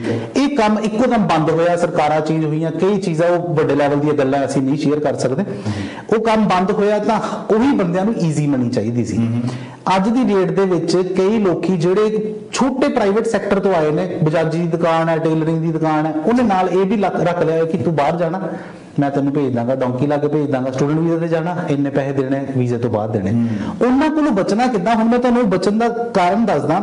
ਇੱਕ ਬੱਚਾ ਹੈ ਸਾਡੇ ਪਿੰਡ 'ਚ, ਪੇਂਡੂ ਬੱਚਾ ਹੈ ਜਿਹਦੇ ਮਾਪਿਓ ਖੇਤੀਬਾੜੀ ਕਰਦੇ ਨੇ, ਮਿਹਨਤ ਕਰਦੇ ਨੇ। ਚਲੋ ਮਾਪਿਓ ਨਹੀਂ ਪੜ੍ਹੇ ਲਿਖੇ ਜੀ, ਠੀਕ ਹੈ, ਮਾਪਿਓ ਨਹੀਂ ਪੜ੍ਹੇ ਲਿਖੇ, ਆਪਣੇ ਬੱਚੇ ਨੂੰ ਪੜ੍ਹਾਇਆ ਹੈ, +2 ਪੜ੍ਹਾਈ ਹੈ, ਗ੍ਰੈਜੂਏਸ਼ਨ ਪੜ੍ਹਾਈ ਹੈ, ਉਸ ਤੋਂ ਬਾਅਦ ਉਹ ਬੱਚਾ ਆਪਣੇ ਮਾਪਿਓ ਦੇ ਨਾਲ ਇੱਕ ਕੰਸਲਟੈਂਟ ਦੇ ਕੋਲੋਂ ਸਲਾਹ ਲੈਣ ਜਾ ਰਿਹਾ। ਹੁਣ ਜੇ ਉਹ ਬੱਚਾ +2 ਕਿੱਦਾਂ ਕੀਤੀ ਹੈ, ਉਹਨੇ 12 ਜਮਾਤਾਂ ਪੜ੍ਹ ਕੇ +2 ਤੱਕ ਪਹੁੰਚਿਆ ਜਾਂ 15 ਜਮਾਤਾਂ ਪੜ੍ਹ ਕੇ ਗ੍ਰੈਜੂਏਸ਼ਨ ਤੱਕ ਪਹੁੰਚਿਆ, ਜੇ ਉਸ ਤੋਂ ਬਾਅਦ ਵੀ ਉਹ ਬੱਚਾ ਸਹੀ ਗਲਤ ਦੇ ਨਾਲ ਜਾਨੋ ਜਾਨ ਨਹੀਂ ਹੈ ਤਾਂ ਫਿਰ ਉਹ ਪੜ੍ਹਨ ਦਾ ਕੀ ਫਾਇਦਾ। ਸੈਕਿੰਡ ਥਿੰਗ, ਜਿਹੜੇ ਉਹਦੇ ਮਾਪਿਓ ਨੇ ਚਾਹੇ ਉਹਨਾਂ ਨੇ ਪੜ੍ਹਾਈ ਲਿਖਾਈ ਨਹੀਂ ਕੀਤੀ, ਬਟ ਖੇਤੀਬਾੜੀ ਵਾਲਾ ਬੰਦਾ, ਉਹਨੇ ਪੈਸੇ ਦੇਖੇ ਨੇ, ਉਹਨੇ ਲੈਣ ਦੇਣ ਦੇਖਿਆ, ਉਹਨੇ ਦੁਨੀਆ ਦੇਖੀ ਹੈ, ਤੇ ਉਹਨੂੰ ਤਾਂ ਪਤਾ ਹੋਣਾ ਚਾਹੀਦਾ ਬੰਦਾ ਕਿੱਦਾਂ ਅਜਮਾਣਾ ਹੈ। ਮੈਂ ਤੁਹਾਨੂੰ ਦੱਸਿਆ ਨਾ ਸਾਡੇ ਪੰਜਾਬ ਦੇ ਵਿੱਚ, ਮੈਂ ਕਿਸੇ ਨੂੰ ਮਾੜਾ ਚੰਗਾ ਨਹੀਂ ਕਹਿਣਾ, ਬਟ ਮੀਡੀਆ ਦੇ ਉੱਤੇ ਬਹੁਤ ਸਾਰੇ 99% ਜਿਹੜੇ ਕੰਸਲਟੈਂਟ ਹੈ ਉਹ ਇਦਾਂ ਦੀ ਚੀਜ਼ਾਂ ਦਿਖਾਉਂਦੇ ਨੇ ਕਿ ਆਪਣਾ ਬੰਦਾ ਭੱਜਿਆ ਜਾਂਦਾ, ਆਪਣਾ ਆਪ ਉਹਨਾਂ ਨੂੰ ਚੰਦਿਆਉਂਦੇ ਆ ਵੀ ਉਹਨਾਂ ਨੂੰ ਜਿਹੜਾ ਇਦਾਂ ਦੀਆਂ ਜਿਹੜੀਆਂ ਅਟਰੈਕਸ਼ਨ ਵਾਲੀਆਂ ਐਡਸ ਵਗੈਰਾ ਪਾ ਕੇ। ਗੱਲ ਪਤਾ ਕੀ ਹੈ, ਹੁਣ ਇੱਕ ਚੀਜ਼ ਹੋਣੀ ਹੈ 10 ਰੁਪਏ ਦੀ, ਮੈਂ ਕਿਸੇ ਨੂੰ ਕਹਿ ਦਿੱਤਾ ਕਿ ਤੂੰ ਮੇਰੇ ਕੋਲ ਚੀਜ਼ ਲੈ ਲਾ, ਮੈਨੂੰ 10 ਰੁਪਏ ਬਾਅਦ ਚ ਦੇ ਦੀ, ਪਰ 10 ਨਹੀਂ ਲਾਉਂਗਾ ਤੇ ਕੋਈ 100 ਰੁਪਏ ਲਾਉਂਗਾ। ਉਹ ਤਾਂ ਆਪਣੀ ਗਲਤੀ ਹੈ ਨਾ, ਮੈਂ ਤਾਂ 90 ਦਾ ਨੁਕਸਾਨ ਕਰਾ ਲਿਆ।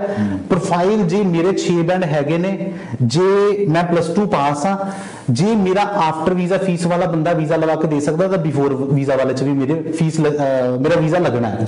ਹੁਣ ਡਿਪੈਂਡ ਇਹ ਕਰਦਾ ਹੈ ਕਿ ਮੈਂ 10 ਰੁਪਏ ਦੇ ਕੇ ਕੰਮ ਕਰਾਣਾ ਜਾਂ ਮੈਂ 1000 ਰੁਪਏ ਦੇ ਕੇ ਕੰਮ ਕਰਾਣਾ, ਮੈਂ 900 ਜਾਂ 90% ਦਾ ਮੈਂ ਨੁਕਸਾਨ ਖਾਣਾ ਹੈ ਨਾ। ਸੋ ਉਹ ਬੱਚੇ ਨੂੰ ਆਪ ਸੁਚੇਤ ਹੋਣਾ ਪੈਣਾ। ਬੰਦਾ ਜਾਂਦਾ ਇੱਕੋ ਕੰਸਲਟੈਂਟ ਕੋਲ ਗਿਆ, ਜਾ ਕੇ 2 ਲੱਖ ਰੁਪਏ ਫੜਾਇਆ, ਮਾਰਕੀਟ ਦੇ ਵਿੱਚ ਗੱਲ ਕਰੋ ਸਾਰਿਆਂ ਨਾਲ। ਕਈ ਕੰਸਲਟੈਂਟ, ਮੈਂ ਸਾਰਿਆਂ ਨੂੰ ਮਾੜੇ ਨਹੀਂ ਕਹਿੰਦਾ, ਬਹੁਤ ਸਾਰੇ ਕੰਸਲਟੈਂਟ ਨੇ ਜਿਹੜੇ ਪੁਰਾਣੇ ਪ੍ਰੈਕਟਿਸ ਕਰਦੇ ਪਏ ਨੇ ਔਰ ਇੱਕ ਕੁਆਲਿਟੀ ਵਾਲੀ ਚੀਜ਼ ਨੂੰ ਪ੍ਰਮੋਟ ਕਰਨਾ ਪਸੰਦ ਕਰਦੇ। ਸੋ ਇੱਥੇ ਮਾਂ ਪਿਓ ਔਰ ਬੱਚੇ, ਇਹ ਦੋਨਾਂ ਦੇ ਉੱਤੇ ਡਿਪੈਂਡ ਕਰਦਾ ਹੈ ਕਿ ਉਹਨਾਂ ਨੇ ਕਿਹੜੇ ਬੰਦੇ ਨੂੰ ਚੂਜ਼ ਕਰਨਾ ਔਰ ਕਿਸ ਅਕੋਰਡਿੰਗ ਚੂਜ਼ ਕਰਨਾ। ਔਰ ਪ੍ਰੋਪਰਲੀ ਇਹ ਵੀ ਦੇਖਣਾ ਜ਼ਰੂਰੀ ਹੈ ਕਿ ਜਿਹੜਾ ਉਹਦੇ ਕੋਲ ਲਾਇਸੈਂਸ ਹੈ, ਲਾਇਸੈਂਸ ਨੰਬਰ ਉਹਨੂੰ ਪੁੱਛਿਆ ਜਾ ਸਕਦਾ। ਸਰ ਮੈਂ ਰਮਨ ਜੀ ਤੁਹਾਨੂੰ 50 ਤੋਂ ਅਬਵ ਲੋਕੀ ਇਦਾਂ ਦੇ ਦੱਸਾਂਗਾ ਇਸ ਬਿਜ਼ਨਸ ਦੇ ਵਿੱਚ ਜਿਹੜੇ ਲਾਇਸੈਂਸ ਲੈ ਕੇ ਵੀ ਫੇਕ ਕੰਮ ਕਰਦੇ। ਅੱਛਾ, ਪੰਜਾਬ ਦੇ ਵਿੱਚ ਲਾਇਸੈਂਸ, ਜੇ ਤੁਸੀਂ ਇਮੀਗ੍ਰੇਸ਼ਨ ਦਾ ਕੰਮ ਕਰਨ ਦਾ ਲਾਇਸੈਂਸ ਲੈਣਾ, ਉਹਦੀ ਕੋਈ ਪੜ੍ਹਾਈ ਨਹੀਂ ਹੈ। ਇੱਥੇ ਤੁਸੀਂ ਇੱਕ ਗੱਡੀ ਦਾ ਲਾਇਸੈਂਸ ਵੀ ਲੈਣਾ ਹੋਵੇ ਨਾ ਤਾਂ ਬੰਦਾ ਸਟੱਡੀ ਕਰ 2 ਮਹੀਨੇ ਖਰਾਬ ਹੁੰਦਾ ਕਿ ਮੇਰੇ ਕੋਲ ਪੜ੍ਹਿਆ ਨਹੀਂ ਜਾਣਾ। ਉੱਥੇ ਏਡੇ ਵੱਡੇ ਅਦਾਰੇ ਦਾ ਇੱਕ ਦਫ਼ਤਰ, ਏਡੇ ਵੱਡੇ ਸੈਕਟਰ ਦਾ ਇੱਕ ਤੁਸੀਂ ਦਫ਼ਤਰ ਖੋਲਣਾ ਹੋਵੇ, ਤੁਸੀਂ 50,000 ਰੁਪਏ ਸਰਕਾਰ ਨੂੰ ਦੇ ਦਿਓ, 50,000 ਰੁਪਏ ਦੇ ਵਿੱਚ ਤੁਹਾਡਾ ਲਾਇਸੈਂਸ ਆ ਜਾਂਦਾ। ਉਹਦੇ ਵਿੱਚ ਸਰਕਾਰ ਦੀ ਗਲਤੀ ਨਹੀਂ, ਸਰਕਾਰ ਨੇ ਵੀ ਕਈ ਫੈਕਟਰ ਬਣਾਏ ਆ, ਬਟ ਅੱਗੇ ਕਈ ਮਹਿਕਮੇ ਇਦਾਂ ਦੇ ਨੇ ਜਾਂ ਕਈ ਕੰਸਲਟੈਂਟ ਇਦਾਂ ਦੇ, ਕਿਉਂਕਿ ਜਿੱਥੇ ਉੱਥੇ ਜੁਗਾੜ ਲੱਗ ਜਾਂਦਾ ਇੱਥੇ ਜੁਗਾੜ ਵਾਲਾ ਕੰਮ ਨਹੀਂ ਹੁੰਦਾ। ਸੋ ਉੱਥੇ ਲਾਇਸੈਂਸ ਹੈ, ਬੈਟਰ ਹੈ ਉਹ ਬੰਦਾ ਲਾਇਸੈਂਸ ਬੰਦੇ ਕੋਈ ਜਾਵੇ, ਬਟ ਅੱਗੇ ਬੰਦੇ ਦੀ ਆਪਣੀ ਸਮਝ, ਆਪਣੀ ਸੋਚ, ਆਪਣੀ ਸੂਝ-ਬੂਝ ਉਹਦੇ ਵਿੱਚ ਮੇਨ ਰੋਲ ਅਦਾ ਕਰਦੀ। ਸੋ ਇੱਕ ਸਵਾਲ ਜਿਹੜਾ ਕਾਲਰ ਦਾ ਆਇਆ ਸੀ, ਉਹ ਕਾਲਰ ਦਾ ਜੋ ਸਵਾਲ ਸੀ ਕਿ ਵੀ ਜਨਵਰੀ ਦੇ ਵਿੱਚ ਉਹਨਾਂ ਦਾ ਵੀਜ਼ਾ ਲੱਗਿਆ ਔਰ BSc ਲੜਕੀ ਦੀ ਕੀਤੀ ਹੋਈ ਹੈ ਔਰ ਉਹਨੇ ਆਉਣਾ ਹੈ, ਤਾਂ ਉਹ ਕਦੋਂ ਆ ਸਕਦੀ ਹੈ? ਇੱਕ ਹੋਰ ਕਾਲ ਲੈ ਲਈਏ ਫਿਰ ਆਪਾਂ ਅੱਗੇ ਇਹਦਾ ਸਵਾਲ ਦਾ ਜਵਾਬ ਦੇਵਾਂਗੇ। ਜੀ ਸਤਿ ਸ਼੍ਰੀ ਅਕਾਲ ਜੀ, ਸਵਾਗਤ ਹੈ ਜੀ ਤੁਹਾਡਾ ਪ੍ਰੋਗਰਾਮ ਦੇ ਵਿੱਚ। ਹਾਂਜੀ ਸਤਿ ਸ਼੍ਰੀ ਅਕਾਲ ਜੀ। ਹਾਂਜੀ ਮੇਰਾ ਕੁਐਸਚਨ ਇੱਕ ਸੀਗਾ ਸਟੂਡੈਂਟ ਵੀਜ਼ਾ ਦੇ ਰਿਲੇਟਡ। ਜਿੱਦਾਂ ਸਾਡੇ ਕੋਈ ਨੋਨ ਆ, ਉਹਨਾਂ ਨੇ ਐਡਮਿਸ਼ਨ ਉਹਨਾਂ ਨੂੰ ਮਿਲਣੀ ਹੈ ਜਨਵਰੀ ਦੇ ਵਿੱਚ, ਜਨਵਰੀ 2020 ਦੇ ਬਾਅਦ ਵਿੱਚ, ਤੇ ਉਹ ਸਾਨੂੰ ਜਿਹੜੇ ਏਜੰਟ ਆ ਉਹ ਕਹਿ ਰਹੇ ਵੀ ਤੁਹਾਨੂੰ ਸਾਰੀ 2 ਸਾਲ ਦੀ ਫੀਸ ਸਬਮਿਟ ਕਰਾਉਣੀ ਪਊਗੀ। ਅੱਛਾ, ਜਿਹੜੀ ਇਨਵੀਟੇਸ਼ਨ ਲੈਟਰ ਆਈ ਹੈ, ਕੀ ਇਹ ਸਹੀ ਹੈ? ਮੈਨੂੰ ਥੋੜਾ ਜਿਹਾ ਇਹ ਏਦਾਂ ਲੱਗ ਰਿਹਾ ਜੀ। ਤੁਹਾਡੇ ਜਿਸ ਵੀ ਬੱਚੇ ਨੇ ਜਾਂ ਵਿਦਿਆਰਥੀ ਨੇ ਇੱਥੇ ਆਉਣਾ ਤਾਂ ਉਹਨੂੰ ਕੰਸਲਟੈਂਟ ਨੇ ਸਲਾਹ ਦਿੱਤੀ ਹੈ ਵੀ 2 ਸਾਲ ਦੀ ਫੀਸ ਇਕੱਠੀ ਜਮ੍ਹਾਂ ਕਰਵਾਉਣੀ ਪਏਗੀ? ਹਾਂਜੀ, ਜਦ ਕਿ ਲੈਟਰ ਦੇ ਉੱਪਰ ਲਿਖਿਆ ਵੀ ਤੁਸੀਂ 1 ਸਮੈਸਟਰ ਦੀ ਫੀਸ ਜਮ੍ਹਾਂ ਕਰਨੀ ਹੈ। ਜੀ ਬਿਲਕੁਲ, ਬਹੁਤ ਫੇਰ ਹੀ ਤੁਹਾਨੂੰ ਵੀਜ਼ਾ ਮਿਲੇਗਾ। ਕਿੰਨੀ ਕੁ ਵੈਲਿਡ ਹੈ ਜੇ ਤੁਹਾਨੂੰ ਇਸ ਬਾਰੇ ਕੋਈ ਇਨਫੋਰਮੇਸ਼ਨ ਹੈ? ਤੁਹਾਡਾ ਪੁਆਇੰਟ ਬੜਾ ਵੈਲਿਡ ਹੈ, ਇਹਦੇ ਉੱਪਰ ਜਿਹੜੀ ਗਗਨ ਜੀ ਤੋਂ ਪੁੱਛਦੇ ਆ ਸਵਾਲ ਦਾ ਤੁਹਾਡਾ ਜਵਾਬ ਮਿਲ ਜਾਏਗਾ। ਤੁਸੀਂ ਆਫ ਦੀ ਏਅਰ ਸੁਣ ਲਓ ਔਰ ਸ਼ੁਕਰੀਆ ਕਾਲ ਕਰਨ ਦੇ ਲਈ। ਸੋ ਇੱਕ ਤਾਂ BSc ਵਾਲਾ ਜਿਹੜਾ ਉਹ ਆਪਾਂ ਫੇਰ ਵਿੱਚ ਰਹਿ ਗਿਆ, ਆ ਬੜਾ ਕਰੰਟ ਦੋਨੋਂ ਵੈਲਿਡ ਸਵਾਲ ਹੈ, ਦੋਨੋਂ ਆਨਸਰ ਮੇਰੇ ਜ਼ਿਹਨ 'ਚ ਹੈਗੇ ਨੇ ਜੀ। ਔਰ ਕਿਉਂਕਿ ਇਹ ਪ੍ਰੋਬਲਮਸ ਦੇ ਨਾਲ, ਇਹ ਕੁਐਸਚਨਸ ਦੇ ਨਾਲ ਆਲਰੇਡੀ ਮੈਂ ਬਹੁਤ ਜੂਝਦਾ, ਕਿਉਂਕਿ ਮੋਸਟਲੀ ਜਿਹੜੇ ਕਲਾਇੰਟ ਹੈਗੇ ਇਹਨਾਂ ਚੀਜ਼ਾਂ ਦੇ ਵਿੱਚ ਫਸਦੇ ਪਏ ਨੇ। ਸੋ ਇੱਕ ਦੇਖੋ ਲੈਟਰ ਦੇ ਵਿੱਚ ਲਿਖਿਆ ਕਿ ਤੁਸੀਂ 1 ਸਮੈਸਟਰ ਦੀ ਫੀਸ ਤੁਸੀਂ ਅਦਾ ਕਰਨੀ ਹੈ, ਤੇ ਕੰਸਲਟੈਂਟ ਜਿਹੜਾ ਉਹੀ ਗੱਲ ਹੋ ਗਈ ਨਾ, ਝੋਲਾ ਛਾਪ ਕੰਸਲਟੈਂਟ ਸ਼ਾਇਦ ਉਹ ਹੀ ਕਹਿ ਰਿਹਾ ਕਿ 2 ਸਾਲ ਦੀ ਫੀਸ ਜਮ੍ਹਾਂ ਕਰਵਾਓ। CIC.gc.ca ਇਹ ਕੈਨੇਡਾ ਸਰਕਾਰ ਦੀ ਆਪਣੀ ਵੈਬਸਾਈਟ ਹੈ, ਬਹੁਤ ਈਜ਼ੀ ਵੈਬਸਾਈਟ ਹੈ। ਸਾਹਮਣੇ ਸਰਚ ਵਿੰਡੋ ਹੁੰਦੀ ਹੈ, ਤੁਸੀਂ ਜਿਹੜੇ ਸਬ ਕਲਾਸ ਦਾ ਵੀਜ਼ਾ ਪਾਣਾ ਉੱਥੇ ਸਰਚ ਵਿੰਡੋ ਦੇ ਵਿੱਚ ਲਿਖੋ, ਤੁਹਾਨੂੰ ਉਹਨਾਂ ਨੇ ਚੈੱਕਲਿਸਟ ਦੇ ਦੇਣੀ ਕਿ ਆਹ ਪੇਪਰ ਹੈਗੇ ਨੇ ਤੁਹਾਨੂੰ ਚਾਹੀਦੇ ਆ, ਜੇ ਆਹ ਪੇਪਰ ਨਹੀਂ ਹੈਗਾ ਤਾਂ ਇਹਦਾ ਸਬਸਟੀਟਿਊਟ ਕੀ ਹੈ, ਤੁਸੀਂ ਕਿਹੜੇ ਪੇਪਰ ਅਰੇਂਜ ਕਰ ਸਕਦੇ ਹੋ। ਕੈਨੇਡਾ ਸਰਕਾਰ ਦੇ ਵਿੱਚ ਕੁਝ ਇੱਕ ਪ੍ਰੋਵਿੰਸ ਇਦਾਂ ਦੇ ਨੇ ਜਿਨ੍ਹਾਂ ਨੇ ਸਾਲ ਦੀ ਫੀਸ ਮੈਂਡੇਟਰੀ ਕਰ ਦਿੱਤੀ ਸੀ ਜਦੋਂ ਇਹਨਾਂ ਨੇ ਜਨਵਰੀ ਦੇ ਵਿੱਚ SDS ਸਿਸਟਮ ਸਟਾਰਟ ਕੀਤਾ। ਉਹ ਵੀ ਬਹੁਤ ਘੱਟ ਕਾਲਜਿਸ ਨੇ ਸਾਲ ਦੀ ਕੀਤੀ। ਜੇ ਆਫਰ ਲੈਟਰ ਉੱਤੇ ਸਮੈਸਟਰ ਦੀ ਫੀਸ ਲਿਖੀ ਹੈ ਤਾਂ ਸਮੈਸਟਰ ਤੋਂ ਵੱਧ ਦੇਣੀ ਬਣਦੀ ਨਹੀਂ। ਹੁੰਦਾ ਕਿ ਜੇ 4000 ਫੀਸ ਹੈ ਤਾਂ $4000 ਅਸੀਂ ਤਾਰਦੇ ਹਾਂ, ਕਿਉਂਕਿ $50 ਜਿਹੜੇ ਇੰਟਰਨੈਸ਼ਨਲ ਟ੍ਰਾਂਜੈਕਸ਼ਨ ਦੇ ਇਨ ਬਿਟਵੀਨ ਕੱਟ ਜਾਂਦੇ ਨੇ। 4000 ਕਾਲਜ ਨੇ ਲੈਣਾ। ਕੋਈ ਦੁਨੀਆ 'ਚ ਇਦਾਂ ਦਾ ਕਾਲਜ ਨਹੀਂ ਹੋਣਾ ਜਿਹੜਾ 2 ਸਾਲ ਦੀ ਫੀਸ ਲੈਂਦਾ ਹੋਏ। ਵੱਡੀ ਤੋਂ ਵੱਡੀ ਯੂਨੀਵਰਸਿਟੀ ਵੀ ਜਿਹੜੀ ਹੋਏਗੀ, ਕੈਂਬਰਿਜ ਯੂਨੀਵਰਸਿਟੀ 'ਚ ਵੀ ਜੇ ਕੋਈ ਪੜ੍ਹਨ ਜਾਂਦਾ ਤਾਂ ਸਾਲ ਦੀ ਫੀਸ ਲੈਂਦੇ ਨੇ। ਸੋ ਮੈਂ ਜਿੰਨਾ ਵੀ ਕਾਲਰ ਨੇ ਕਾਲ ਕੀਤੀ ਹੈ ਮੈਂ ਉਹਨਾਂ ਨੂੰ ਅਪੀਲ ਕਰਦਾ ਔਰ ਬੇਨਤੀ ਕਰਦਾ ਕਿ ਜੇ ਤੁਹਾਡੇ ਬੱਚੇ ਨੂੰ ਜਿਹੜਾ ਕਿ ਪੰਜਾਬ ਦੇ ਵਿੱਚ ਬੈਠਾ ਉਹਨੂੰ ਨਹੀਂ ਪਤਾ ਲੱਗ ਰਿਹਾ ਕਿ ਉਹਨੂੰ ਇਹ ਕੰਸਲਟੈਂਟ ਕਹਿ ਰਿਹਾ ਕਿ 2 ਸਾਲ ਦੀ ਫੀਸ ਤੁਸੀਂ ਜਮ੍ਹਾਂ ਕਰਵਾਓ, ਤਾਂ ਇਹ ਸਰਾਸਰ ਜਿਹੜੀ ਝੂਠ ਵਾਲੀ ਗੱਲ ਹੈ ਔਰ ਠੱਗੀ ਮਾਰਨ ਵਾਲੀ ਗੱਲ ਹੈ। ਬਚਾ ਰੱਖਿਓ ਆਪਣੇ ਬੱਚੇ ਦਾ ਔਰ ਉਹਨੂੰ ਜ਼ਰੂਰ ਤੁਸੀਂ ਮੈਸੇਜ ਜਾਂ ਕਾਲ ਕਰਕੇ ਕਹਿ ਦੇਣਾ ਕਿ ਵੀ ਬੇਸ਼ੱਕ ਉਹ ਤੁਹਾਡੇ ਤੋਂ ਮੰਗ ਰਿਹਾ, ਤੁਸੀਂ 1 ਸਮੈਸਟਰ ਦੀ ਹੀ ਫੀਸ ਅਦਾ ਕਰੋ। ਇਹਨਾਂ ਵਾਸਤੇ ਰਮਨ ਜੀ ਸੌਰੀ ਤੁਹਾਨੂੰ ਟੋਕ ਲਿਆ, ਇਹਦੇ ਵਿੱਚ ਇਹਨਾਂ ਕੋਲ ਇੱਕ ਬਹੁਤ ਛੋਟਾ ਜਿਹਾ ਆਲਟਰਨੇਟ ਹੋਰ ਹੈਗਾ। ਜਦੋਂ ਵੀ ਕੋਈ ਕਾਲਜ ਆਫਰ ਲੈਟਰ ਦਿੰਦਾ ਪੂਰੀ ਆਫਰ ਲੈਟਰ ਉਹਨੂੰ ਆਪਾਂ ਇੱਕ ਤਰ੍ਹਾਂ LMIA ਗਿਣ ਸਕਦੇ ਹਾਂ, ਪੂਰਾ ਇੱਕ ਕੰਟਰੈਕਟ ਬਣ ਕੇ ਆਉਂਦਾ ਹੈ। ਉਹਦੇ ਵਿੱਚ ਕਾਲਜ ਦੀ email ID, website, contact number ਸਾਰਾ ਕੁਝ ਦਿੱਤਾ ਹੁੰਦਾ ਹੈ। ਪਹਿਲੀ ਗੱਲ, ਜਿਹੜਾ ਵੀ ਬੰਦਾ ਇੰਡੀਆ ਤੋਂ ਬਾਹਰ ਆਪਣੇ ਬੱਚੇ ਨੂੰ ਸਟੂਡੈਂਟ ਵੀਜ਼ਾ ਤੇ ਭੇਜਣਾ ਚਾਹੁੰਦਾ ਹੈ, ਹਰ ਬੰਦੇ ਨੇ ਕੋਈ ਨਾ ਕੋਈ ਆਪਣਾ ਨੋਨ ਕੱਢਿਆ ਹੁੰਦਾ ਹੈ। ਕਿਸੇ ਦੇ ਚਾਚੇ ਦਾ ਮੁੰਡਾ, ਤਾਏ ਦਾ ਮੁੰਡਾ, ਨਹੀਂ ਹੈਗਾ ਤਾਂ ਗਲੀ ਗਵਾਂਢ ਦਾ ਕੋਈ ਹੁੰਦਾ ਹੈ, ਉਹਨੂੰ ਕਾਲਜ ਭੇਜ ਕੇ ਵੈਰੀਫਿਕੇਸ਼ਨ ਕਰ ਸਕਦੇ ਹੋ। ਨਹੀਂ ਵੀ ਭੇਜਣਾ, ਇੱਥੇ ਸਾਰਾ ਸਿਸਟਮ ਆਨਲਾਈਨ ਹੈਗਾ, ਤੁਸੀਂ ਚੰਗੀ ਤਰ੍ਹਾਂ ਰੂਬਰੂ ਹੋ। ਬੱਚਾ ਕਾਲਜ ਦੀ ਵੈਬਸਾਈਟ ਤੇ ਜਾ ਕੇ ਈਮੇਲ ID ਲੈ ਕੇ ਉਹਨਾਂ ਦੀ ਐਡਮਿਸ਼ਨ ਟੀਮ ਨੂੰ ਈਮੇਲ ਕਰੇ ਕਿ ਮੈਨੂੰ ਏਜੰਟ ਆ ਕਹਿ ਰਿਹਾ ਹੈ, ਉਸ ਟਾਈਮ ਜੋ ਮੇਰੇ ਕਹਿਣ ਤੇ ਨਾ ਜਾਓ, ਕਾਲਜ ਜੋ ਤੁਹਾਨੂੰ ਰਿਪਲਾਈ ਕਰੇਗਾ ਉਸ ਚੀਜ਼ ਤੇ ਜਾਓ। ਜੇ ਕਾਲਜ ਨੇ ਸਮੈਸਟਰ ਲਿਖਿਆ ਤਾਂ ਸਮੈਸਟਰ ਦੀ ਫੀ ਹੀ ਐਕਸੈਪਟ ਕਰੇਗਾ, ਕਿਉਂਕਿ ਪੇਪਰ ਦੇ ਵਿੱਚ ਲਿਖਿਆ ਤਾਂ ਉਹ ਸਭ ਤੋਂ ਵੱਡਾ ਪ੍ਰੂਫ ਹੈ। ਔਰ ਜੇ ਪੇਪਰ ਦੇ ਵਿੱਚ ਨਹੀਂ ਲਿਖਿਆ ਤਾਂ ਇਟ ਮੀਨਸ ਕਿ ਫਿਰ ਤੁਹਾਨੂੰ ਸਰ ਠੱਗੀ ਹੋਏਗੀ। ਔਰ ਇਹਦੇ ਵਿੱਚ ਸੈਕਿੰਡ ਪੁਆਇੰਟ, ਜੇ ਇਸ ਕਾਲਰ ਨਾਲ ਤੁਹਾਡਾ ਕਦੀ ਰੂਬਰੂ ਹੋਏ ਵੀ ਤਾਂ ਇਹਨਾਂ ਨੂੰ ਪੁੱਛ ਲਿਓ, ਜਦੋਂ ਫੀਸ ਜੇ ਤਾਰਨ ਨੂੰ ਮੰਨਦੇ ਵੀ ਹੋਣਗੇ, ਨਾ ਤਾਂ ਉਹ ਕਾਲਜ ਦੇ ਅਕਾਊਂਟ 'ਚ ਫੀਸ ਲਏਗਾ, ਜਾਂ ਤਾਂ ਇੰਡੀਆ ਕੈਸ਼ ਫੀਸ ਲਏਗਾ 2 ਸਾਲ ਦੀ, ਜਾਂ ਫਿਰ ਉਹ ਲਏਗਾ ਆਪਣੇ ਅਕਾਊਂਟ ਦੇ ਵਿੱਚ ਫੀਸ। ਸੋ ਸ਼ਰੇਆਮ ਜਿਹੜੀ ਉਹ ਠੱਗੀ ਜੀ। ਸੋ ਦੂਜਾ ਜਿਹੜਾ ਸਵਾਲ ਸੀ ਕਿ ਉਹ ਲੜਕੀ ਦੀ BSc ਕੀਤੀ ਹੋਈ ਹੈ ਔਰ ਉਹਨੇ ਆਉਣਾ ਹੈ ਤੇ ਕੁਝ ਟਾਈਮ ਬਾਅਦ, ਕੁਝ ਦਿਨਾਂ ਬਾਅਦ ਉਹਨੇ ਆਉਣਾ। ਸਰ ਦੇਖੋ ਉਹਨਾਂ ਗੱਲਾਂ ਦਾ ਧਿਆਨ ਹਾਂਜੀ, ਉਹਨਾਂ ਦੇ ਕੇਸ 'ਚ ਸਭ ਤੋਂ ਪਲੱਸ ਪੁਆਇੰਟ ਇਹ ਹੈਗਾ ਕਿ ਉਹਨਾਂ ਦਾ ਇੱਕ ਬੈਕ ਡੇਟ ਦੇ ਵਿੱਚ ਵੀਜ਼ਾ ਲੱਗਾ ਦਾ, ਠੀਕ ਹੈ। ਸੈਕਿੰਡ ਪੋਜ਼ਿਟਿਵ ਪੁਆਇੰਟ ਇਹ ਹੈਗਾ ਕਿ ਉਹਨਾਂ ਕੋਲ ਆਲਰੇਡੀ ਕਾਲਜ ਦੀ ਲੈਟਰ ਹੈਗੀ ਹੈ, ਐਕਨੋਲਜਮੈਂਟ ਲੈਟਰ ਉਹਨਾਂ ਦੇ ਕੋਲ ਹੈਗੀ ਹੈ। ਜੇ ਉਹਨਾਂ ਨੂੰ ਉਹ ਲੈਟਰ ਵੈਰੀਫਾਈ ਕਰਾਉਣਾ ਚਾਹੁੰਦੇ ਨੇ ਜਾਂ ਮੇਰੇ ਕੋਲ ਵਰਡਿੰਗ ਪੁੱਛਣਾ ਚਾਹੁੰਦੇ, ਮੈਂ ਨੰਬਰ ਸ਼ੇਅਰ ਕੀਤਾ, ਮੇਰੇ ਨਾਲ ਸ਼ੇਅਰ ਕਰ ਲੈਣ। ਅਦਰਵਾਈਜ਼ ਜਿਹੜੀ ਵੀ ਕਾਲਜ ਲੈਟਰ ਦਿੰਦਾ ਉਹ ਇਨੀ ਇਮੀਗ੍ਰੇਸ਼ਨ ਉਹਨੂੰ ਕਦੀ ਡਿਨਾਈ ਨਹੀਂ ਕਰ ਸਕਦੀ। ਥਰਡ ਸਭ ਤੋਂ ਮੇਜਰ ਪੁਆਇੰਟ ਆਂਦਾ ਬੱਚੇ ਦਾ ਆਪਣਾ ਕੌਨਫੀਡੈਂਸ। ਠੀਕ ਹੈ, ਇੰਡੀਆ ਜਦੋਂ ਬੋਰਡਿੰਗ ਹੋਣੀ ਹੈ ਉੱਥੇ ਕੌਨਫੀਡੈਂਸ, ਔਰ ਜਦੋਂ ਇੱਥੇ ਆ ਕੇ ਇਮੀਗ੍ਰੇਸ਼ਨ ਹੋਣੀ ਉੱਥੇ ਕੌਨਫੀਡੈਂਸ। ਪੇਪਰ ਤਾਂ ਜਿਹੜਾ ਤੁਹਾਡੇ ਕੋਲ ਹੈ ਹੀ ਹੈ। ਔਰ ਨਾਲ ਉਹਨਾਂ ਨੂੰ ਇੱਕ ਸਲਾਹ ਮੈਂ ਇਹ ਜ਼ਰੂਰ ਦਵਾਂਗਾ ਕਿ ਇੰਡੀਆ ਤੋਂ ਆਉਣ ਲੱਗੇ, ਜਿੱਦਾਂ ਮੈਂ ਪਹਿਲਾ ਪੁਆਇੰਟ ਦੱਸਿਆ ਸੀ, ਇੰਡੀਆ ਤੋਂ ਆਉਣ ਲੱਗੇ ਆਪਣਾ ਮੈਡੀਕਲ ਜ਼ਰੂਰ ਕਰਵਾ ਕੇ ਆਉਣ, ਜਿਹੜਾ ਮੈਡੀਕਲ 96 ਆਵਰਸ ਵੈਲਿਡ ਹੋਵੇ। ਮਤਲਬ 96 ਆਵਰ ਜਿਹੜਾ 96। ਸੋ ਮੈਂ ਦਰਸ਼ਕਾਂ ਨੂੰ ਵੀ ਦੱਸ ਦਵਾਂ ਜਿਹੜੇ ਕਿ ਥੋੜੀ ਸੌਖੀ ਭਾਸ਼ਾ ਦੇ ਵਿੱਚ, ਕਿ ਜੇ ਕਿਸੇ ਵਿਦਿਆਰਥੀ ਨੂੰ ਜਿਹੜੀ ਵੈਲਿਡ ਜਿਹੜੀ ਪੇਪਰ ਮਿਲ ਚੁੱਕਿਆ ਕਾਲਜ ਦੇ ਵੱਲੋਂ, ਜਿਹੜੀ ਜਿਹਨੂੰ ਆਪਾਂ ਲੈਟਰ ਕਹਿੰਦੇ ਆ, ਅਪਰੂਵਲ ਲੈਟਰ ਮਿਲ ਚੁੱਕੀ ਹੈ, ਤਾਂ ਉਹ ਤੁਸੀਂ ਨਾਲ ਲੈ ਕੇ ਆਓ। ਔਰ 96 ਘੰਟਿਆਂ ਤੋਂ ਜ਼ਿਆਦਾ ਪੁਰਾਣਾ ਤੁਹਾਡਾ ਮੈਡੀਕਲ ਨਹੀਂ ਹੋਣਾ ਚਾਹੀਦਾ। ਉਹ 96 ਘੰਟੇ ਦੇ ਬਿਟਵੀਨ ਜਿਹੜਾ ਵਿੱਚ ਦੇ ਵਿੱਚ ਹੋਵੇ ਤਾਂ ਉਹ ਮੈਡੀਕਲ ਮੰਨਿਆ ਜਾਏਗਾ, ਵੈਲਿਡ ਮੰਨਿਆ ਜਾਏਗਾ। ਔਰ ਮੈਨੂੰ ਲੱਗਦਾ ਹੈ, ਔਰ ਜਿਵੇਂ ਕਿ ਤਜਰਬਾ ਗਗਨ ਜੀ ਦਾ ਹੈ, ਕਿ ਵੀ ਤੁਹਾਨੂੰ ਫਿਰ ਇਮੀਗ੍ਰੇਸ਼ਨ ਆਫਿਸਰ ਕਿਸੇ ਵੀ ਕਿਸਮ ਦੀ ਮਨਾਹੀ ਨਹੀਂ ਕਰੇਗਾ, ਤੁਹਾਨੂੰ ਐਂਟਰੀ ਮਿਲਣ ਤੋਂ ਕਿਸੇ ਕਿਸਮ ਦੀ ਮਨਾਹੀ ਨਹੀਂ ਹੋ ਸਕਦੀ। ਤੁਸੀਂ ਖਾਸ ਕਰਕੇ ਇਹਨਾਂ ਗੱਲਾਂ ਦਾ ਧਿਆਨ ਰੱਖੋ। ਪ੍ਰੋਪਰ ਜਿਹੜੀ ਡਾਕੂਮੈਂਟੇਸ਼ਨ ਹੈ, ਜਿਹੜੀ ਪੇਪਰ ਵਰਕ ਤੁਸੀਂ ਕਰਕੇ ਆਓ। ਪੇਪਰ ਵਰਕ ਦੇ ਵਿੱਚ ਕੀ ਕੀ ਦੇਖਣਾ, ਤੁਹਾਡਾ ਮੈਡੀਕਲ ਚੈੱਕਅਪ, ਜਿਹਦੇ ਵਿੱਚੋਂ 96 ਘੰਟਿਆਂ ਦੀ ਮੈਂ ਗੱਲ ਕੀਤੀ ਹੈ। ਫਿਰ ਉਸ ਤੋਂ ਬਾਅਦ ਸਾਰੇ ਦੇ ਸਾਰੇ ਜਿਹੜੇ ਤੁਹਾਡੇ ਆਪਣੇ ਕਾਗਜ਼ਾਤ ਹੁੰਦੇ ਨੇ ਤੁਸੀਂ ਨਾਲ ਲੈ ਕੇ ਆ ਸਕਦੇ ਹੋ, ਔਰ ਤੁਹਾਨੂੰ ਐਂਟਰੀ ਤੋਂ ਸ਼ਾਇਦ ਜਿਹੜੀ ਉਹ ਮਨਾਹੀ ਨਹੀਂ ਹੋਏਗੀ। ਹਾਂ, ਬਕਾਇਦਾ ਇਹ ਹੋ ਸਕਦਾ ਹੈ ਕਿ ਜਦੋਂ ਇਮੀਗ੍ਰੇਸ਼ਨ ਆਫਿਸਰ ਕਿਵੇਂ ਤੁਹਾਨੂੰ ਉਹ ਡੀਲ ਕਰ ਰਿਹਾ, ਤੁਹਾਡਾ ਕੌਨਫੀਡੈਂਸ ਤਾਂ ਨਹੀਂ ਕਿਤੇ ਲੂਜ਼ ਹੋ ਗਿਆ, ਤੁਸੀਂ ਕਿਤੇ ਕੋਈ ਗਲਤ ਸਵਾਲ ਦਾ ਜਵਾਬ ਤਾਂ ਨਹੀਂ ਦਿੱਤਾ। ਇਹ ਚੀਜ਼ਾਂ ਦਾ ਧਿਆਨ ਰੱਖਣਾ ਬਹੁਤ ਲਾਜ਼ਮੀ ਹੈ। ਔਰ ਇਸ ਤੋਂ ਅੱਗੇ ਜਿਹੜਾ ਮੈਂ ਇੱਕ ਕਾਲ ਲੈ ਜੀ, ਉਸ ਤੋਂ ਚਰਚਾ ਕਰਦੇ ਹਾਂ ਜੀ। ਸਤਿ ਸ਼੍ਰੀ ਅਕਾਲ ਜੀ, ਸਵਾਗਤ ਹੈ ਜੀ ਤੁਹਾਡਾ ਪ੍ਰੋਗਰਾਮ ਦੇ ਵਿੱਚ ਜੀ। ਸਤਿ ਸ਼੍ਰੀ ਅਕਾਲ ਜੀ। ਜੀ ਸਵਾਗਤ ਹੈ ਜੀ ਪ੍ਰੋਗਰਾਮ 'ਚ।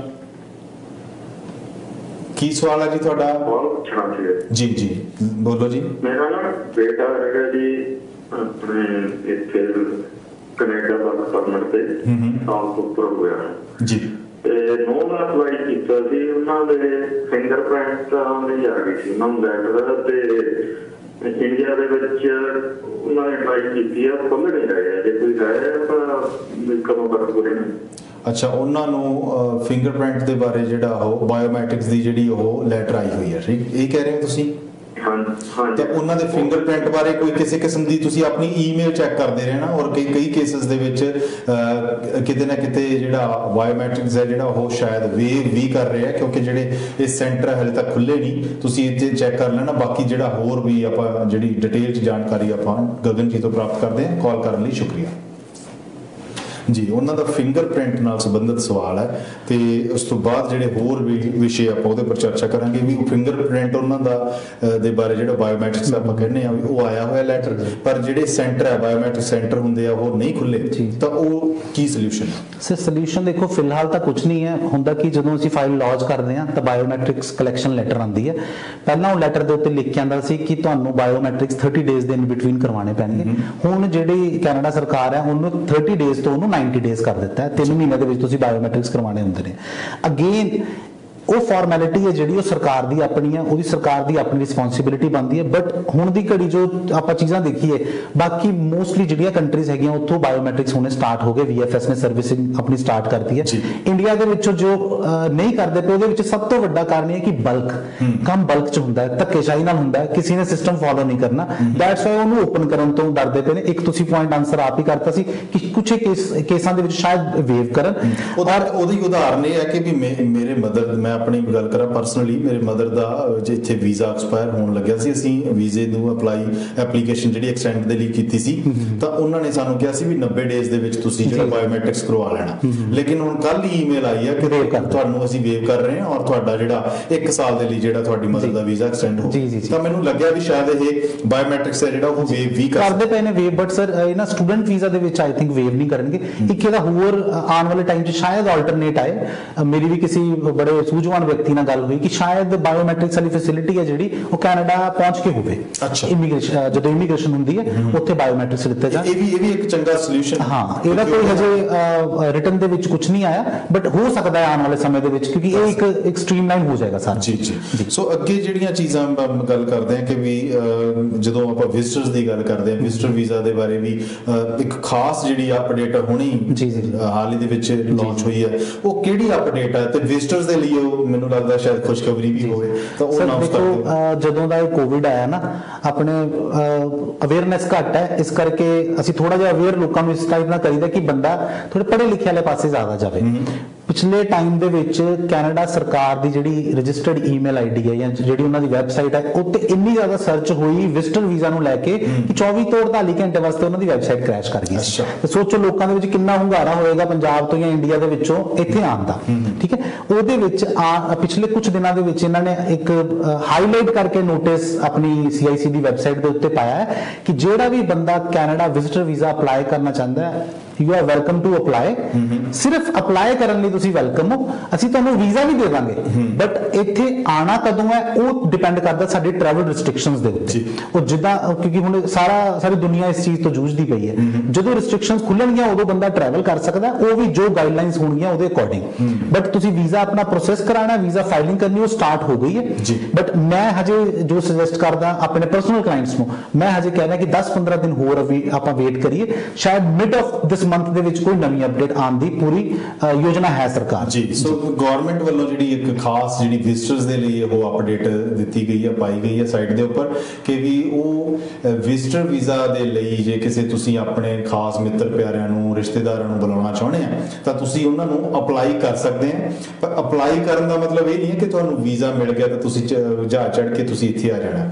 ਅਪਲਾਈ ਕਰਨ ਤੋਂ ਬਾਅਦ ਵੀਜ਼ਾ ਵੀ ਮਿਲ ਸਕਦਾ, ਮਿਲ ਵੀ ਜਾਏਗਾ। ਔਰ ਜਦੋਂ ਗਗਨ ਜੀ ਨੇ ਦੱਸਿਆ ਕਿ ਜਦੋਂ ਇਹ ਟਰੈਵਲ ਦੀ ਰਿਸਟ੍ਰਿਕਸ਼ਨਸ ਹਟਣਗੀਆਂ, ਜਿਹੜੀਆਂ ਇਹ ਪਾਬੰਦੀਆਂ ਹਟਣਗੀਆਂ, ਉਸ ਤੋਂ ਬਾਅਦ ਇਹ ਫਾਈਨਲਾਈਜ਼ ਹੋਏਗਾ ਕਿ ਬੰਦਾ ਕਦੋਂ ਕੈਨੇਡਾ ਦੇ ਵਿੱਚ ਆ ਸਕਦਾ। ਲੇਕਿਨ ਵੀਜ਼ਾ ਜੇ ਤੁਸੀਂ ਲੈਣਾ ਚਾਹੁੰਦੇ ਆ, ਅਪਲਾਈ ਕਰਨਾ ਚਾਹੁੰਦੇ ਆ ਤਾਂ ਹੁਣ ਉਹ ਤੁਸੀਂ ਕਰਨ ਲਈ ਰੈਡੀ ਹੋ ਜਾਓ, ਕਰ ਸਕਦੇ ਆ ਤੁਸੀਂ। ਬਾਕੀ ਨਾਲ ਦੀ ਨਾਲ ਜੇ ਕਿਸੇ ਕਿਸਮ ਦੀ ਹੋਰ ਡਿਟੇਲਡ ਜਾਣਕਾਰੀ ਚਾਹੀਦੀ ਹੋਈ ਤਾਂ ਗਗਨ ਜੀ ਦੇ ਨਾਲ ਸੰਪਰਕ ਕਰ ਲਿਓ। ਇੱਕ ਵਾਰੀ ਨੰਬਰ ਆਪਣਾ ਅਨਾਉਂਸ ਕਰ ਦਿਓ। ਜੀ ਮੇਰੇ ਜਲੰਧਰ ਦੇ ਵਿੱਚ 2 ਦਫ਼ਤਰ ਨੇ, ਕਿਸੇ ਨੇ ਪੰਜਾਬ, ਹਰਿਆਣਾ ਜਾਂ ਪੂਰੇ ਇੰਡੀਆ ਦੇ ਵਿੱਚੋਂ ਕਿਤੋਂ ਵੀ ਤੁਸੀਂ ਕੁਆਰੀ ਲੈਣੀ ਹੈ। ਜਲੰਧਰ ਮੇਰੇ 2 ਨੰਬਰ ਮੈਂ ਤੁਹਾਨੂੰ ਦੱਸ ਰਿਹਾ, 9872 51067, 9872 26067। ਇਹ 2 ਮੇਰੇ ਨੰਬਰ ਨੇ, ਇਹ ਤੇ ਮਿਸ ਕਾਲ ਛੱਡੋ, ਚਾਹੇ WhatsApp ਕਰ ਸਕਦੇ ਹੋ ਆਪਣੀ ਪ੍ਰੋਫਾਈਲ। ਜੇ ਤੁਸੀਂ ਮੇਰੇ ਨਾਲ ਡਾਇਰੈਕਟ ਗੱਲ ਕਰਨਾ ਚਾਹੁੰਦੇ ਹੋ, ਮੇਰੀ ਟੀਮ ਨਾਲ ਪਹਿਲਾਂ ਕੰਟੈਕਟ ਕਰੋ, ਤੁਹਾਡੀ ਪ੍ਰੋਫਾਈਲ ਨੂੰ ਬੇਸਿਕ ਅਸੈਸਮੈਂਟ ਦੇ ਕੇ ਫਿਰ ਮੇਰੇ ਨਾਲ ਉਹ ਗੱਲ ਕਰਾਂਗੇ। ਠੀਕ ਹੈ, ਫਿਰ ਜੋ ਹੁੰਦਾ ਹੋਇਆ ਤੁਹਾਡਾ ਫਿਊਚਰ ਵਾਈਜ਼ ਅਸੈਸਮੈਂਟ ਵਾਈਜ਼ ਉਹ ਮੈਂ ਤੁਹਾਨੂੰ ਗਾਈਡ ਕਰਾਂਗਾ। ਜੇ ਕਿਸੇ ਨੇ ਇਨਸਾਈਡ ਕੈਨੇਡਾ ਤੋਂ ਮੇਰੇ ਨਾਲ ਕੋਈ ਕੰਟੈਕਟ ਕਰਨਾ, ਕਿਸੇ ਵੀ ਤਰ੍ਹਾਂ ਦੀ ਇਮੀਗ੍ਰੇਸ਼ਨ ਰਿਲੇਟਡ ਕੁਐਰੀ, ਤੁਹਾਡਾ ਕਿਸੇ ਵੀ ਤਰ੍ਹਾਂ ਮਾਈਂਡ ਇੱਕ ਵੇਵਰਿੰਗ ਮਾਈਂਡ ਹੋਇਆ ਦਾ ਆਪਣੇ ਕਿਸੇ ਕੁਐਸਚਨ ਨੂੰ ਲੈ ਕੇ ਉਹਦੀ ਇੱਕ ਜੈਨੂਇਨ ਸਲਾਹ ਲੈਣੀ, ਤਾਂ ਮੈਨੂੰ ਤੁਸੀਂ ਕਾਲ ਕਰ ਸਕਦੇ ਹੋ। ਮੇਰੀ ਕੋਈ ਫੀਸ ਨਹੀਂ ਹੈਗੀ ਸਲਾਹ ਦੇਣ ਦੀ। ਮੇਰਾ ਇੱਥੇ ਦਾ ਨੰਬਰ ਹੈ 4163016650। ਸੋ ਜਿਹੜੀਆਂ ਇਹ ਚੀਜ਼ਾਂ ਫਿਰ ਉੱਥੇ ਆ ਕੇ ਗੱਲ ਖੜ ਜਾਂਦੀ ਹੈ ਕਿ ਵੀ ਆਪਾਂ ਇੰਟਰਨੈਸ਼ਨਲ ਸਟੂਡੈਂਟਸ ਦੀ ਗੱਲ ਕਰੀਏ, ਫਿਰ ਵਿਜ਼ਟਰਸ ਦੀ ਗੱਲ ਕਰੀਏ, ਸਾਰਿਆਂ ਅੰਦਰ ਕਿਉਰਿਓਸਿਟੀ ਹੁੰਦੀ ਹੈ ਕਿ ਅਸੀਂ ਜਲਦੀ ਜਾਈਏ। ਤਾਂ ਹੁਣ ਜਿਹੜਾ ਆਨਲਾਈਨ ਸਟੱਡੀ ਦੇ ਲਈ ਜਿਹੜੀਆਂ ਮੈਂ ਪਹਿਲਾਂ ਤੁਹਾਨੂੰ ਦੱਸਿਆ ਸੀਗਾ ਵੀ ਮੁਸ਼ਕਲਾਂ ਬਹੁਤ ਆ ਰਹੀਆਂ, ਕਿਉਂਕਿ ਉੱਥੇ ਕਈ ਪਿੰਡਾਂ ਦੇ ਵਿੱਚ ਇੰਟਰਨੈਟ ਦੀ ਵੀ ਸੁਵਿਧਾ ਨਹੀਂ ਹੈ, ਔਰ ਜਿਹੜੇ ਡਿਵਾਈਸਸ ਪ੍ਰੋਪਰ ਹੋਣੇ ਚਾਹੀਦੇ ਉਹਦੀ ਵੀ ਸੁਵਿਧਾ ਨਹੀਂ ਹੈ। ਤਾਂ ਫਿਰ ਉਹਨਾਂ ਲਈ ਕੋਈ ਇਸ ਤਰ੍ਹਾਂ ਦਾ ਖਾਸ ਵਿਕਲਪ ਹੈ, ਕੋਈ ਆਪਸ਼ਨ ਹੈ ਬੱਚਿਆਂ ਲਈ? ਸਰ ਦੇਖੋ, ਜਿਹੜਾ ਬੱਚਾ ਸਰਕਾਰ ਦੀ ਗਾਈਡਲਾਈਨਸ ਦੇ ਅਕੋਰਡਿੰਗ ਇੱਕ SPPSDS ਦੇ ਅੰਡਰ ਇੱਕ ਸਰਕਾਰੀ ਕਾਲਜ ਆ ਰਿਹਾ ਹੈ, ਉਹਨੂੰ ਤਾਂ ਇਹ ਸਾਰੀ ਚੀਜ਼ਾਂ ਅਵੇਲ ਕਰਨੀਆਂ ਹੀ ਪੈਣੀਆਂ। ਜਿਹੜਾ ਬੰਦਾ 20 ਲੱਖ ਰੁਪਇਆ ਲਾ ਕੇ, ਜੇ ਇੱਕ ਬੰਦਾ 20 ਲੱਖ ਰੁਪਇਆ ਲਾ ਕੇ ਆਪਣੇ ਬੱਚੇ ਨੂੰ ਸਟੂਡੈਂਟ ਵੀਜ਼ਾ ਤੇ ਭੇਜ ਰਿਹਾ, ਮੈਂ ਕਿਸੇ ਨੂੰ ਗਾਈਡ ਨਹੀਂ ਕਰਦਾ ਕਿ ਆਪਣੀ ਪੈਲੀ ਵੇਚ ਕੇ ਬੱਚਾ ਭੇਜੋ, ਮੈਂ ਕਿਸੇ ਨੂੰ ਗਾਈਡ ਨਹੀਂ ਕਰਦਾ ਕਿ ਆਪਣੀ ਜ਼ਮੀਨ ਜਾਇਦਾਦ ਗਹਿਣੇ ਰੱਖ ਕੇ ਬੱਚੇ ਨੂੰ ਭੇਜੋ। ਇਹ ਹੁੰਦਾ ਕਿ ਕਿਸੇ ਦੀ ਗੱਲ ਲਾਲ ਦੇਖ ਕੇ ਆਪਣੀ ਚਪੇੜਾ ਮਾਰ ਕੇ ਲਾਲ ਕਰਨੀ, ਇਹ ਕਦੀ ਵੀ ਨਾ ਕਰੋ। ਉਹ ਬੰਦਾ ਇਸ ਪਾਸੇ ਤੁਰੇ ਜਿਹੜਾ ਬੰਦਾ ਆਪਣੇ ਕੋਲ ਪਿੱਛੇ ਵੀ ਪੈਸੇ ਰੱਖ ਸਕਦਾ। ਜਿਹੜਾ ਬੰਦਾ ਫਿਰ 20 ਲੱਖ ਰੁਪਇਆ ਬੱਚੇ ਦੀ ਸਟੱਡੀ ਤੇ ਲਾ ਸਕਦਾ, ਭਾਜੀ ਉਹ 2000 ਰੁਪਇਆ ਮਹੀਨੇ ਦਾ ਇੰਟਰਨੈਟ ਤੇ ਵੀ ਲਗਾ ਸਕਦਾ ਹੈ ਨਾ।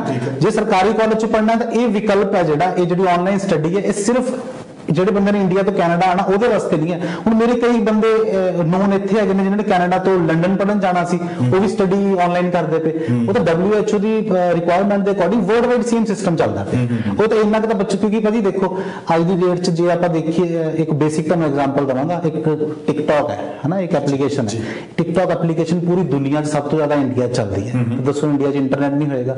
ਹਰ ਪਿੰਡ 'ਚ ਹਰ ਬੱਚਾ ਉਹਨੂੰ ਚਲਾਉਂਦਾ ਸੀ, ਹੁਣ ਚਲੋ ਬੈਨ ਹੋ ਗਈ। ਹਰ ਪਿੰਡ 'ਚ ਹਰ ਜਗ੍ਹਾ ਤੇ ਇੰਟਰਨੈਟ ਚੱਲ ਚੱਲਦਾ ਤਾਂ ਉਹ ਆਨਲਾਈਨ ਸਟੱਡੀ ਵਾਸਤੇ ਕਿਉਂ ਨਹੀਂ ਚੱਲ ਸਕਦਾ ਜੀ।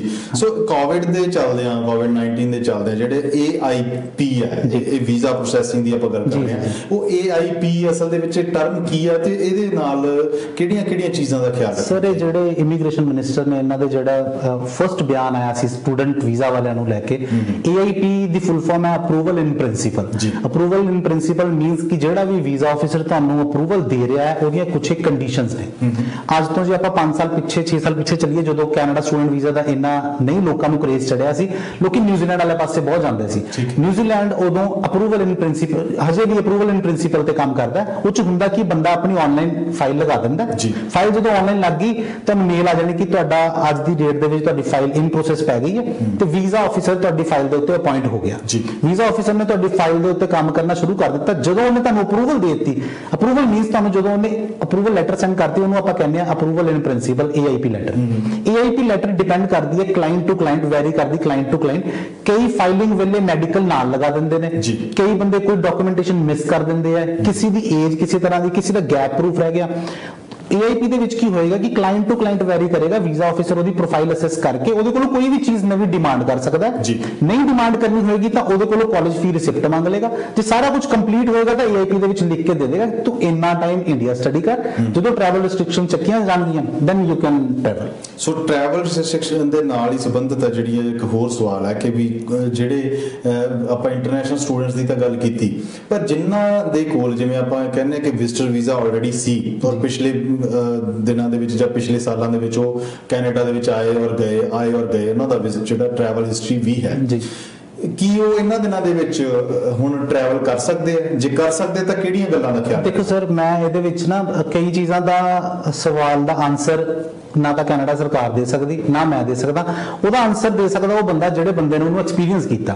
ਮੈਂ ਇਦਾਂ ਦੇ ਬੰਦਿਆਂ ਨਾਲ ਗੱਲਾਂ ਕੀਤੀਆਂ ਜਿਹੜੇ ਬੰਦਿਆਂ ਦੇ ਵਿਜ਼ਟਰ ਵੀਜ਼ੇ ਲੱਗੇ, ਜਿਨ੍ਹਾਂ ਨੇ ਟਰੈਵਲ ਕਰਨ ਦੀ ਕੋਸ਼ਿਸ਼ ਕੀਤੀ, ਜਿਹੜੇ ਟਰੈਵਲ ਕਰ ਵੀ ਗਏ, ਜਿਹੜੇ ਵਾਪਸ ਵੀ ਚਲੇ ਗਏ। ਉਹਨਾਂ ਤੋਂ ਸਿੱਖਣ ਨੂੰ ਕੀ ਮਿਲਿਆ? ਜੇ ਇੱਕ ਬੰਦਾ ਕੈਨੇਡਾ ਦੇ ਵਿੱਚ ਵਿਜ਼ਟਰ ਵੀਜ਼ੇ ਤੇ ਹੈ, ਉਹਦਾ ਬੇਟਾ, ਉਹਦੀ ਬੇਟੀ, ਉਹਦੇ ਬੱਚੇ, ਬੇਟਾ ਬੇਟੀ ਦੇ ਬੱਚੇ ਉਹ ਇੱਥੇ ਨੇ ਔਰ ਉੱਥੇ ਕੋਈ ਉਹਨੂੰ ਪ੍ਰੋਬਲਮ ਇਦਾਂ ਦੀ ਹੈ ਕਿ ਉਹ ਬੰਦਾ ਉੱਥੇ ਇਕੱਲਾ ਨਹੀਂ ਰਹਿ ਸਕਦਾ। ਇੱਥੇ ਵਾਲਾ ਜਿਹੜਾ ਬੰਦਾ ਉਹ ਪਰਮਾਨੈਂਟ ਰੈਜ਼ੀਡੈਂਸ ਹੋਵੇ, ਉਹਨੂੰ ਰਿਟਨ ਦੇ ਵਿੱਚ ਨੋਟਰਾਈਜ਼ਡ ਲੈਟਰ ਦੇ ਸਕੇ ਕਿ ਇਹ ਮੇਰਾ ਬੰਦਾ ਉੱਥੇ ਫਸਿਆ ਦਾ, ਇਹਨੂੰ ਮੈਂ ਬੁਲਾਣਾ ਚਾਹੁੰਦਾ, ਤਾਂ ਉਹ ਆਪਣੀ 1.5 ਲੱਖ ਰੁਪਏ ਟਿਕਟ ਖਰਚੇ ਇੱਥੇ ਆ ਸਕਦਾ ਹੈ। ਜੇ ਬੰਦੇ ਕੋਲ ਕਿਸੇ ਕੋਲ ਵਿਜ਼ਟਰ ਵੀਜ਼ਾ ਲੱਗ ਗਿਆ, ਜਿੰਨੇ ਹੋਟਲ ਬੁਕਿੰਗ ਤੇ ਵੀਜ਼ਾ ਲਿੱਤਾ ਸੀ, ਕੈਨੇਡਾ ਚਾਹੇ 4 ਵਾਰੀ ਘੁੰਮ ਕੇ ਚਲਾ ਗਿਆ, ਆ ਕੇ ਨਾਇਗਰਾ ਦੇਖ ਗਿਆ, ਟੋਰਾਂਟੋ ਡਾਊਨਟਾਊਨ ਦੇਖ ਗਿਆ, ਘੁੰਮ ਫਿਰ ਕੇ ਸਾਰੀ ਸਿਨਰੀ ਦੇਖ ਗਿਆ, ਉਹਦਾ ਤਾਂ ਕੋਈ ਤੁੱਕ ਹੀ ਨਹੀਂ ਬੰਦਾ ਨਾ ਆਉਂਦਾ, ਕਿਉਂਕਿ ਇਮੀਗ੍ਰੇਸ਼ਨ ਦੁਬਾਰਾ ਹੋਏਗੀ, ਇਮੀਗ੍ਰੇਸ਼ਨ ਪੁੱਛੇਗੀ ਤੂੰ ਇਸ ਕੋਵਿਡ ਦੇ ਟਾਈਮ ਦੇ ਵਿੱਚ ਕਿੱਥੇ ਘੁੰਮਣ ਜਾ ਰਿਹਾ ਹਨ। ਸੋ ਉਹਨਾਂ ਵਾਸਤੇ ਵੇਟ ਹੈ ਜਿਨ੍ਹਾਂ ਕੋਲ ਅਸਲ 'ਚ ਕੋਈ ਰਿਟਨ ਦੇ ਵਿੱਚ ਬਿਊਰਾ ਬਣਦਾ, ਕੋਈ ਕਾਰਨ ਹੋਣਾ ਚਾਹੀਦਾ, ਜਿਨ੍ਹਾਂ ਦਾ ਇੱਥੇ ਕੋਈ ਰਹਿੰਦਾ ਹੈ, ਕੋਈ ਬਜ਼ੁਰਗ ਇੱਥੇ ਰਹਿੰਦਾ ਹੋਇਆ, ਉੱਥੇ ਬਜ਼ੁਰਗ ਕੋਈ ਫਸਿਆ ਹੋਏ, ਉਹ ਟਰੈਵਲ ਕਰ ਸਕਦੇ ਨੇ ਵਿਜ਼ਟਰ, ਰਿਟਨ ਦੇ ਵਿੱਚ ਐਕਨੋਲਜਮੈਂਟ ਨਾਲ ਚਾਹੀਦੀ ਜੀ। ਸੋ ਇੱਕ ਹੋਰ ਜਿਹੜਾ ਸਵਾਲ ਮੇਰੇ ਜ਼ਿਹਨ 'ਚ ਆ ਰਿਹਾ ਸੀ ਕਿ ਵੀ ਜਿਹੜੇ ਸਟੂਡੈਂਟਸ, ਆਪਾਂ ਪਹਿਲਾਂ ਗੱਲ ਕੀਤੀ ਸੀ ਵੀ ਬਹੁਤ ਸਾਰੇ ਸਟੂਡੈਂਟਸ ਨੂੰ ਨਾ, ਜਿਵੇਂ ਇੱਕ ਤਾਂ ਹੁੰਦਾ ਕਿ ਝੋਲਾ ਛਾਪ ਜਾਂ ਅਖੌਤੀ ਸੋ ਕਾਲਡ ਜਿਹੜੇ ਇਮੀਗ੍ਰੇਸ਼ਨ ਕੰਸਲਟੈਂਟ ਬਣੇ ਹੋਏ ਆ, ਔਰ ਹੋ ਸਕਦਾ ਉਹਨਾਂ ਕੋਲ ਲਾਇਸੈਂਸ ਵੀ ਹੋਵੇ, ਤੁਹਾਡੀ ਗੱਲ ਠੀਕ ਹੈ ਕਿ ਉੱਥੇ ਭੁਲੇਖਿਆਂ ਦੇ ਵਿੱਚ ਪਾਇਆ। ਸੋ ਜਿਹੜੇ ਇਸ ਤਰ੍ਹਾਂ ਦੇ ਭੁਲੇਖਿਆਂ ਦੇ ਵਿੱਚ ਪਾ ਕੇ ਜਾਂ ਆਪਣੀ ਬਹੁਤ ਜ਼ਿਆਦਾ ਐਡ ਕਰਕੇ ਵੀ ਕਈ ਵਾਰੀ ਸਾਡੇ ਕੋਲ ਆਓ ਅਸੀਂ ਬਿਨਾਂ ਆਈਲੈਟਸ ਤੁਹਾਨੂੰ ਭੇਜ ਦਾਂਗੇ, ਤੁਸੀਂ ਕੀ ਸਮਝਦੇ ਹੋ ਕਿ ਬਿਨਾਂ ਆਈਲੈਟਸ ਦੇ ਸਟੂਡੈਂਟਸ ਦਾ ਆਉਣਾ ਜਾਂ ਬਿਨਾਂ ਆਈਲੈਟਸ ਦੇ ਕਿਸੇ ਵਰਕ ਪਰਮਿਟ ਦਾ ਲੱਗ ਜਾਣਾ ਇਹ ਕਿੰਨਾ ਸੰਭਵ ਹੈ? ਸਰ ਦੇਖੋ, ਪਹਿਲੀ ਗੱਲ ਤਾਂ ਬਿਨਾਂ ਆਇਲਸ ਕੈਨੇਡਾ ਦਾ ਵੀਜ਼ਾ ਪੋਸੀਬਲ ਹੀ ਨਹੀਂ ਹੈ। ਕੈਨੇਡਾ ਦਾ ਵੀਜ਼ਾ ਤਾਂ ਕੀ, ਕੈਨੇਡਾ ਦੀ ਫਾਈਲਿੰਗ ਹੀ ਪੋਸੀਬਲ ਨਹੀਂ ਹੈ। ਜਦੋਂ ਹੋ ਸਕਦਾ ਹੈ ਵਿਜ਼ਿਟਰ ਹੋ ਸਕਦਾ ਹੈ, ਆਪਾਂ ਵਰਕ ਪਾ ਰਹੇ ਹਾਂ ਜਾਂ ਆਪਾਂ ਸਟੂਡੈਂਟ ਵੀਜ਼ਾ ਪਾ ਰਹੇ ਹਾਂ, ਉਹ 'ਚ ਤਾਂ ਫਾਈਲਿੰਗ ਹੀ ਪੋਸੀਬਲ ਨਹੀਂ ਹੈ। ਉਹਦਾ ਕਾਰਨ ਇਹ ਕਿ ਜਦੋਂ ਅਸੀਂ ਹੁਣ ਇਹਨਾਂ ਨੇ ਆਨਲਾਈਨ ਪੋਰਟਲ ਬਣਾਤਾ ਦਾ, ਸਟੂਡੈਂਟ ਵੀਜ਼ਾ ਆਨਲਾਈਨ ਅਪਲਾਈ ਹੁੰਦਾ ਹੈ। ਜਦੋਂ ਅਸੀਂ ਆਨਲਾਈਨ ਅਪਲਾਈ ਕਰਨਾ ਹੋਏ, ਉੱਥੇ ਉਹਨਾਂ ਨੇ ਅਲੱਗ-ਅਲੱਗ ਅਟੈਚਮੈਂਟਸ ਬਣਾਈਆਂ ਦੀਆਂ ਜਿੱਥੇ ਤੁਸੀਂ ਜਾ ਕੇ ਪੇਪਰ ਅਟੈਚ ਕਰਨੇ। ਪਾਸਪੋਰਟ ਵਾਲੀ ਆਪਸ਼ਨ ਤੇ ਤੁਸੀਂ ਪਾਸਪੋਰਟ ਅਟੈਚ ਕਰਨਾ, ਜਿੱਥੇ ਆਇਲਸ ਦੀ ਆਪਸ਼ਨ ਹੈ ਉੱਥੇ ਆਇਲਸ ਅਟੈਚ ਕਰਨਾ। ਆਇਲਸ ਅਟੈਚ ਨਹੀਂ ਕਰੋਗੇ ਤਾਂ ਤੁਹਾਡੀ ਫਾਈਲ ਅਪਲੋਡ ਹੀ ਨਹੀਂ ਹੋਣੀ। ਸੋ ਆਇਲਸ ਮੈਂਡੇਟਰੀ ਹੈ। ਕੀਤਾ ਕੀ ਹੋਇਆ, ਏਜੰਟਸ ਨੇ ਪੰਜਾਬ ਦੇ ਵਿੱਚ ਏਜੰਟ ਹਰ ਚੀਜ਼ ਦਾ ਹੱਲ ਕੱਢ ਲੈਂਦਾ ਹੈ। ਕਾਲਜਿਸ ਨੇ ਇੱਥੇ ਸਰਕਾਰ ਨੇ ਕੀਤਾ 6 ਬੈਂਡ ਓਵਰਆਲ, 6 ਇਨ ਈਚ, 6 ਇਨ ਓਵਰਆਲ 12th ਵਾਲੇ ਬੱਚੇ ਲਈ, 6.5 ਓਵਰਆਲ, 6 ਈਚ ਗ੍ਰੈਜੂਏਟ ਬੱਚੇ ਲਈ। ਹੁਣ ਏਜੰਟ ਨੂੰ ਹੱਥਾਂ ਪੈਰਾਂ ਦੀ ਪੈ ਗਈ ਕਿ ਹੁਣ ਕਰਨਾ ਕੀ ਹੈ, ਤਾਂ ਸਾਡੇ ਕੋਲ ਤਾਂ ਬੱਚਾ ਇਦਾਂ ਦਾ ਹੁੰਦਾ ਜਿਹਦੇ ਬੈਂਡ 5.5 ਆਉਂਦੇ ਆ। ਹੁਣ ਉਹ 'ਚ ਏਜੰਟਾਂ ਨੇ ਕਰਨਾ ਸ਼ੁਰੂ ਕਰ ਦਿੱਤਾ, ਤੁਹਾਡੇ ਇੱਕ ਦੇ ਵਿੱਚੋਂ 5.5 ਨੇ ਜਾਂ 2 ਦੇ ਵਿੱਚੋਂ 5.5 ਨੇ, ਓਵਰਆਲ 6 ਨੇ, ਤੁਸੀਂ ਅਪਲਾਈ ਕਰ ਸਕਦੇ ਹੋ। ਹੁਣ ਅਪਲਾਈ ਕਰਨ ਦੇ ਵਿੱਚ ਗੇਮ ਕੀ ਆਉਂਦੀ ਹੈ, ਇਹ ਫੈਕਟ ਦੇ ਆਧਾਰ ਤੇ ਤੁਹਾਨੂੰ ਕਹਿ ਰਿਹਾ, ਕੈਨੇਡਾ ਦੇ ਕੁਝ ਇੱਕ ਏਰੀਆਜ਼ ਇਦਾਂ ਦੇ ਜਿੱਥੇ ਆਪਣੇ ਪੰਜਾਬੀ ਬੰਦਿਆਂ ਨੇ ਕਾਲਜ ਲੈ ਲਏ। ਕਾਲਜ ਇਦਾਂ ਲਿੱਤੇ ਆ ਕਿ 50% ਭਾਈਵਾਲ ਕੋਈ ਇੱਧਰ ਦਾ ਪੈ ਗਿਆ, ਕਿਉਂਕਿ ਇੱਧਰ ਵਾਲਾ ਬੰਦਾ ਇੱਕ ਜ਼ਰੂਰੀ ਹੈ ਨਾਲ, 50% ਇੱਧਰ ਵਾਲਾ ਪੈ ਗਿਆ, 25% ਉੱਧਰ ਵਾਲਾ ਕੋਈ ਬੰਦਾ ਪੈ ਗਿਆ। ਹੁਣ ਆਫਰਾਂ ਵੇਚਦੇ ਨੇ, ਆਫਰ ਲੈਟਰ ਵੇਚਣ ਦਾ ਕੰਮ ਕਰਦੇ ਆ, ਕਿਤੇ $100 ਦੀ ਵੇਚੀ, ਕਿਸੇ 200 ਦੀ ਵੇਚਤੀ, ਜਿੱਥੇ ਨਹੀਂ ਵੀ ਵੇਚਣੀ ਉੱਥੇ ਫਿਰ ਲਾਟਰੀ ਖੇਲ ਦਿੱਤੀ। ਲਾਟਰੀ ਕਿੱਦਾਂ ਖੇਲੀ ਕਿ ਕੋਈ ਵੀ ਸਰਕਾਰੀ ਕਾਲਜ ਓਵਰਆਲ ਕਹਿੰਦੇ ਹੋਏ ਨੇ ਕਿ ਓਵਰਆਲ 6 ਔਰ ਈਚ 5 ਤੋਂ 5.5 ਤੋਂ ਘੱਟ ਹੈਗੇ ਤਾਂ ਤੁਹਾਡੀ ਐਪਲੀਕੇਸ਼ਨ ਐਕਸੈਪਟ ਨਹੀਂ ਕਰੇਗਾ, ਅਤੇ ਕੋਈ ਪ੍ਰਾਈਵੇਟ ਕਾਲਜ ਦਾ ਆਪਸ਼ਨ ਹੈ, ਇੱਥੇ ਚੱਲ ਜਾ। ਹੁਣ ਪ੍ਰਾਈਵੇਟ ਕਾਲਜ 'ਚ ਬੱਚਾ ਚਲੋ ਅਪਲਾਈ ਕੀਤਾ, 10 ਦੇ ਵਿੱਚੋਂ 3-4% ਉਹਦੀ ਸਕਸੈਸ ਰੇਸ਼ੋ ਹੈ ਵੀ ਹੈ, ਵੀਜ਼ਾ ਲੱਗ ਗਿਆ। ਹੁਣ ਉਸ ਕੰਸਲਟੈਂਟ ਨੂੰ ਫਾਇਦਾ ਕੀ ਹੋਇਆ ਕਿ ਉਹਨੇ ਜੇ 10,000 ਫੀਸ ਤਾਰੀ ਹੈ ਨਾ ਤਾਂ 50% ਉਹਨੂੰ ਕਮਿਸ਼ਨ ਬਚ ਗਈ ਹੈ ਨਾ। ਪਰ ਬੱਚੇ ਦਾ ਨੁਕਸਾਨ ਕੀ ਹੋ ਗਿਆ ਕਿ ਕੱਲ ਨੂੰ ਪੋਸਟ ਸਟੱਡੀ ਵਰਕਿੰਗ ਰਾਈਟਸ ਤੋਂ ਲੈਣੇ ਆ ਤਾਂ ਤੈਨੂੰ ਉਹਦੇ ਵਾਸਤੇ ਭੱਜ ਦੌੜ ਕਰਨੀ ਪੈਣੀ, ਫਿਰ ਦਿੱਕਤ ਫਿਰ ਬੱਚੇ ਨੂੰ। ਹਾਂ, ਦਿੱਕਤ ਫਿਰ। ਹੁਣ ਇੱਥੇ ਬੱਚੇ ਕੋਲ ਸਭ ਤੋਂ ਵੱਡਾ ਆਲਟਰਨੇਟ ਕੀ ਹੈ, ਜੇ ਇੱਕ ਬੱਚੇ ਨੂੰ 6 ਓਵਰਆਲ 5.5 1 ਜਾਂ 5.5 2 ਮੋਡਿਊਲ ਦੇ ਵਿੱਚੋਂ ਇੱਕ ਪ੍ਰਾਈਵੇਟ ਕਾਲਜ ਐਡਮਿਸ਼ਨ ਦੇ ਸਕਦਾ ਨਾ, ਮੈਂ ਲਿਖ ਕੇ ਦੇਣਾ ਉਹਨੂੰ ਸਰਕਾਰੀ ਕਾਲਜ ਵੀ ਐਡਮਿਸ਼ਨ ਦੇ ਸਕਦਾ। ਉਹਦੇ ਵਿੱਚ ਹੁੰਦਾ ਕਿ ਹੁਣ ਮੈਂ ਕਈ ਬੱਚੇ ਗਏ ਕਿਸੇ ਕੰਸਲਟੈਂਟ ਕੋਲ ਕਿ ਮੈਨੂੰ ਪ੍ਰਾਈਵੇਟ ਕਾਲਜ 'ਚ ਭੇਜ ਦੇ, ਆਫਰ ਲੈਟਰ ਵੀ ਲੈ ਕੇ ਆ ਗਏ, ਮੈਂ ਉਹਨਾਂ ਨੂੰ ਕਿਹਾ ਮੈਂ ਸਰਕਾਰੀ 'ਚ ਭੇਜਾਂਗਾ, ਮਹੀਨਾ ਆਫਰ ਲੈਟਰ ਨੂੰ ਐਕਸਟਰਾ ਲੱਗਣਾ। ਬੱਚੇ ਸਰਕਾਰੀ ਕਾਲਜ 'ਚ ਆਏ, ਸ਼ਾਇਦ ਸ਼ੋਅ ਵੀ ਸੁਣਦੇ ਹੋਣ, ਉਹ ਵਧੀਆ ਇੱਥੇ ਪੜ੍ਹਦੇ ਪਏ ਨੇ, ਕੋਈ ਪ੍ਰੋਬਲਮ ਨਹੀਂ ਆਈ ਉਸ ਚੀਜ਼। ਉਹ 'ਚ ਇਹ ਹੁੰਦਾ ਕਿ ਉਹਨਾਂ ਦੇ ਵਿੱਚ ਥੋੜਾ ਜਿਹਾ ਐਡ ਆਨ ਕਰ ਦਿੰਦੇ, ਮੰਥ ਕੇ ਇੱਥੇ ਆ ਕੇ ਜਿਹੜੇ 5.5 ਬੈਂਡ ਉਹਦੇ ਵਿੱਚ ਹੁੰਦੇ ਆ, ਮੰਥ ਕੇ ਇੱਥੇ ਉਹਨਾਂ ਨੇ ਇੰਗਲਿਸ਼ ਦਾ ਇੱਕ ਕੋਰਸ ਬਣਾ ਦਿੰਦੇ, ਉਹ ਕਰਕੇ ਨਾਲ ਦੀ ਨਾਲ ਤੁਸੀਂ ਕਾਲਜ 'ਚ ਮੇਨ ਡਿਪਲੋਮਾ ਸਟਾਰਟ ਕਰ। ਅੱਛਾ, ਮਤਲਬ ਕਹਿਣ ਦਾ ਭਾਵ ਇਹ ਹੋਇਆ ਕਿ ਜਿਹੜਾ ਕੋਈ ਉੱਥੇ ਜਿਹੜਾ ਝੋਲਾ ਛਾਪ ਜਾਂ ਕੋਈ ਠੱਗੀ ਮਾਰਨ ਵਾਲਾ ਏਜੰਟ ਹੈ ਕਿ ਕਹਿ ਰਿਹਾ ਕਿ ਮੈਂ ਤੁਹਾਡੇ ਬੱਚੇ ਨੂੰ ਜਾਂ ਤੁਹਾਨੂੰ ਬਿਨਾਂ ਆਈਲਟਸ ਭੇਜ ਸਕਦਾ ਵਰਕ ਪਰਮਿਟ ਤੇ ਜਾਂ ਸਟੂਡੈਂਟ ਵੀਜ਼ਾ ਤੇ, ਤਾਂ ਮੈਨੂੰ ਲੱਗਦਾ ਵੀ ਸਰਾਸਰ ਝੂਠ ਹੈ। ਸਰ 110% ਝੂਠ, ਉਹਦੀਆਂ ਗੱਲਾਂ 'ਚ ਨਹੀਂ ਆਉਣਾ ਚਾਹੀਦਾ। ਸੈਕੰਡਲੀ ਬੱਚਿਆਂ ਨੂੰ ਇਸ ਚੀਜ਼ ਤੋਂ ਮੈਂ ਅਵੇਅਰ ਕਰਾਉਣਾ ਚਾਹਾਂਗਾ ਕਿ ਜਿਹੜੇ ਵੀ ਬੱਚੇ ਨੇ ਕੇਸ ਇੱਥੇ ਅਪਲਾਈ ਕਰਨਾ ਆਪਣੇ ਕਾਲਜ ਦੀ ਰੈਂਕਿੰਗ ਚੈੱਕ ਕਰੇ।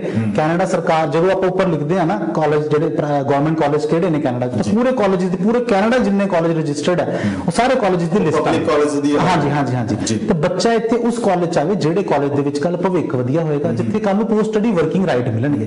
ਬੱਚਾ ਇੰਡੀਆ ਤੋਂ ਆਉਂਦਾ 20 ਲੱਖ ਰੁਪਏ ਮਾਂ ਪਿਓ ਦਾ ਲਗਵਾ ਕੇ ਆਉਂਦਾ, ਸਾਲ ਦੀ ਫੀਸ, ਸਾਲ ਦਾ GIC, ਇੱਥੇ ਆਇਆ, ਇੱਥੇ ਆ ਕੇ ਭਾਜੀ 2 ਮਹੀਨੇ ਬਾਅਦ ਨਾ ਇੰਡੀਆ ਤੋਂ ਏਜੰਟ ਜੋ ਮਰਜ਼ੀ ਕਹਿ ਕੇ ਭੇਜ ਦੇਵੇ, ਇੱਥੇ ਆ ਕੇ 2 ਮਹੀਨੇ ਬਾਅਦ ਬੱਚੇ 2 ਮਹੀਨੇ ਵੀ ਜ਼ਿਆਦਾ ਕਹਤੇ 2 ਮਹੀਨੇ ਬਾਅਦ ਬੱਚੇ ਨੂੰ ਪਤਾ ਲੱਗ ਜਾਂਦਾ ਕਿ ਮੇਰੇ ਨਾਲ ਕਿਹੜੀ ਚੀਜ਼ 'ਚ ਠੱਗੀ ਵੱਜੀ ਹੈ, ਕਿਹੜੀ ਚੀਜ਼ 'ਚ ਮੇਰੇ ਨਾਲ ਫਾਇਦਾ ਹੋਇਆ। ਫਿਰ ਬੱਚਾ ਜਾਂਦਾ ਡਿਪਰੈਸ਼ਨ 'ਚ ਭਾਜੀ, ਹਨਾ। ਇੱਥੇ ਸਾਰੇ ਸਟੂਡੈਂਟਸ ਨੂੰ ਮੈਂ ਮਾੜਾ ਨਹੀਂ ਕਹਿ ਸਕਦਾ, ਸਾਰੇ ਚੰਗੇ ਵੀ ਨਹੀਂ ਹੈਗੇ। ਜਿਹੜਾ ਪ੍ਰਾਈਵੇਟ ਕਾਲਜ 'ਚ ਆ ਗਿਆ ਉਹਨੂੰ ਸਾਲ 2 ਸਾਲ ਬਾਅਦ ਭਾਜੀ ਜੋ ਹਰਡਲਸ ਦੇਖਣੀਆਂ ਪੈਂਦੀਆਂ ਨਾ, ਉਹ ਬੱਚਾ ਜਾਣਦਾ ਜਾਂ ਉਹਦੇ ਮਾਂ ਪਿਓ ਜਾਣਦੇ ਹੋਣ।